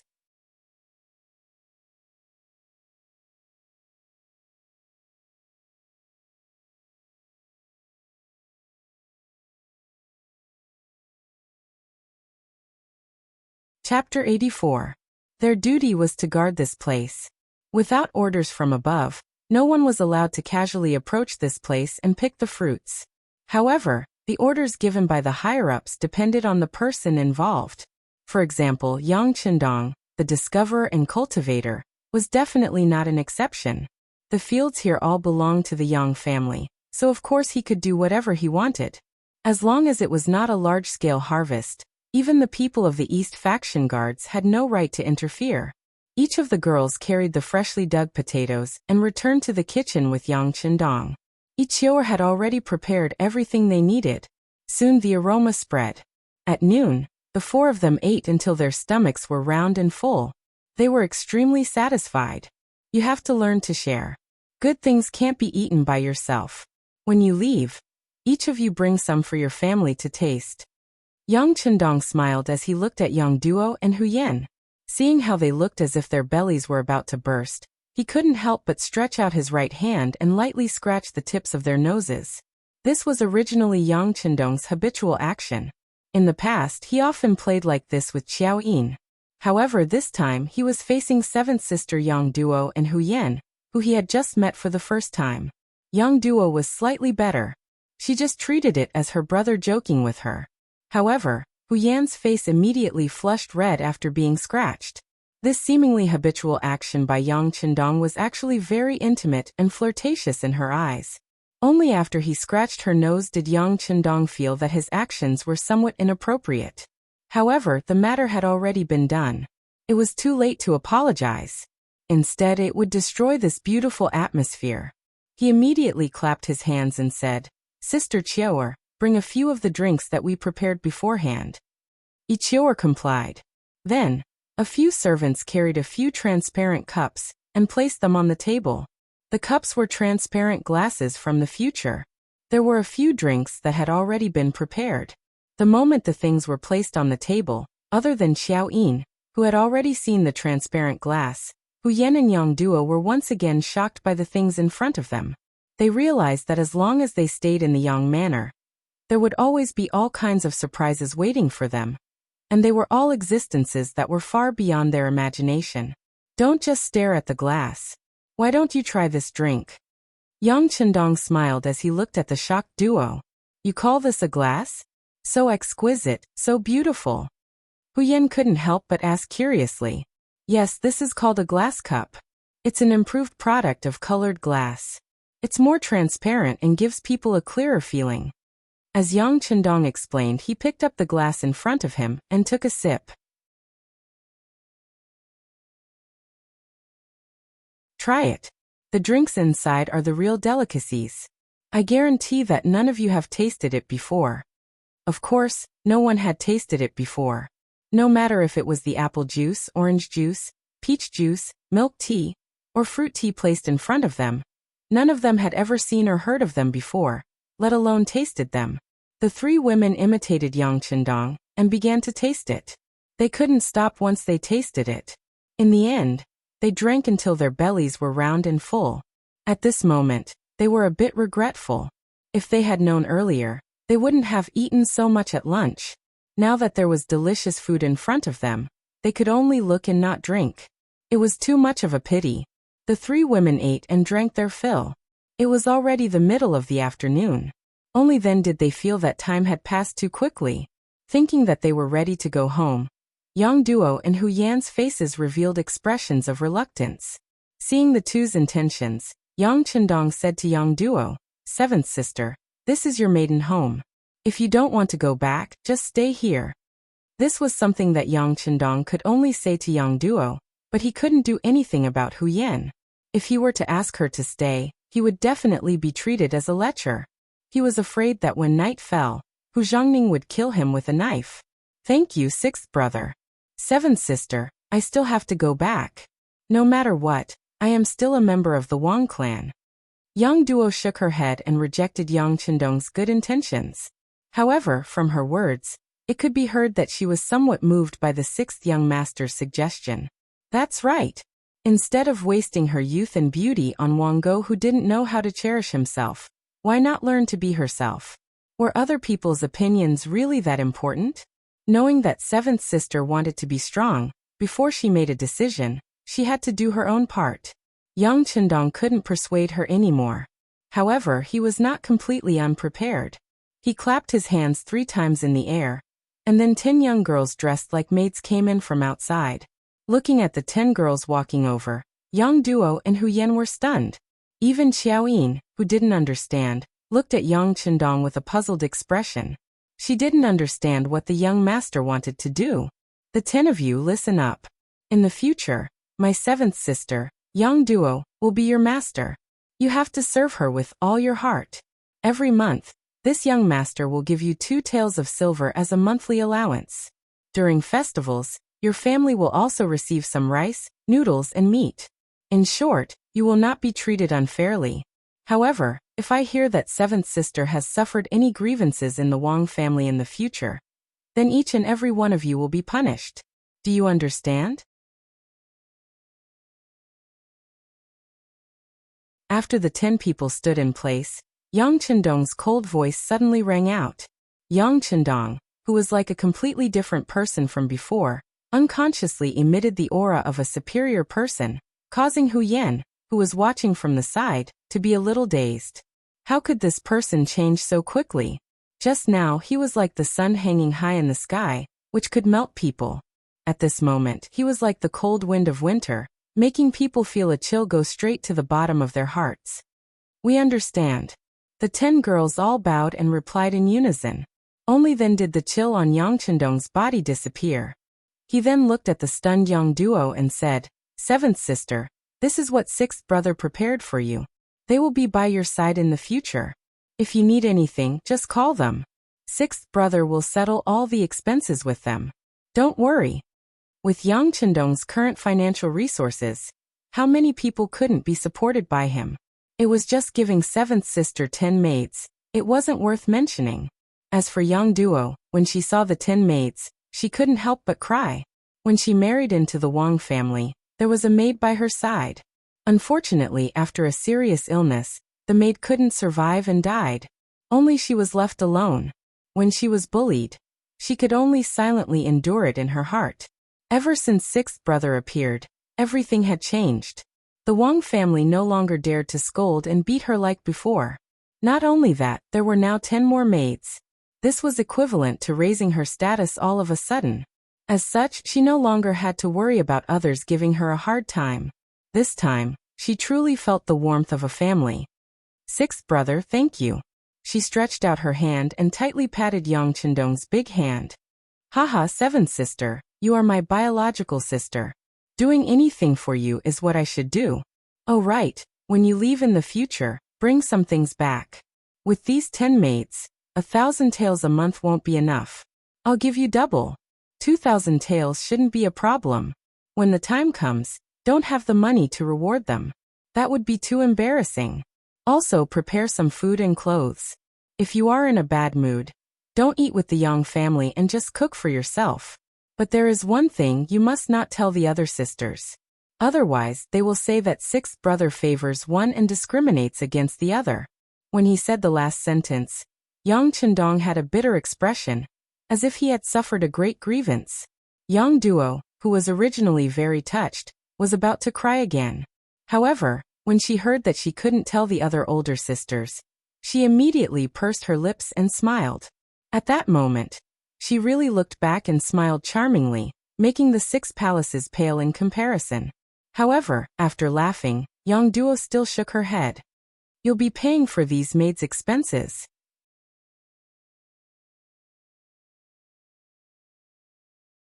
7th sister, why would I need so much money? 1,000 taels a month is more than enough to spend. Yang Duo wanted to refuse, but unexpectedly, Xiao Yin spoke up. 7th young lady, this is a small token of appreciation from the young master. You should accept it. Xiao Yin's identity was only Yang Chendong's personal maid. Logically speaking, she didn't have the qualifications to speak up in this kind of situation. But everyone could see that the 6th young master's attitude towards her was very unusual. If things didn't go well, she might become a concubine in the future. This was equivalent to marrying into the Yang family and becoming half a Yang family member. who would look down on her then. Right. Seventh sister only needs to accept this from sixth brother. Save up the excess and use it as a dowry in the future. Yang Chendong chuckled. But when he said this, Yang Duo's face turned even redder. She even buried her head deeply. After dealing with Yang Duo's matter, Yang Chendong looked at Hu Yan. Miss Hu, thank you for accompanying my seventh sister this time to relax. In order to express my gratitude, I have prepared some things. I'll have to trouble you to bring them along when you leave. Yang Chendong didn't say what it was, and Hu Yan was smart enough not to ask. It was as if everything was in tacit agreement. An hour later, the 3 carriages slowly left the gates of the Yang village. There were 2 more carriages than when they came. Not only that, there were 5 maids standing beside each carriage. These were all going to follow Yang Duo back to the Wang family. It could be imagined that when these people arrived at the Wang family, Wang Go and that unreasonable mother, Lady Yan, would be shocked. Not to mention how Yang Duo was after returning to the Wang family. After Hu Yan entered the city, she separated from Yang Duo. Behind the carriage she was in, there was another carriage following. The coachman was Yang Lu. This carriage was a gift from Yang Chendong to Hu Yan. He said it was to thank her for bringing seventh sister out to relax. But as for the real reason, only the 2 of them knew. You're tuning in to the Li Mei's Wuxia Whispers YouTube channel. We're so grateful for your support, and don't forget to subscribe to join us on this incredible journey through captivating stories. Your generosity through donations truly makes a world of difference, as it's the primary source of revenue that allows me to expand and enhance this channel for you. Thank you from the bottom of my heart for being a part of this adventure.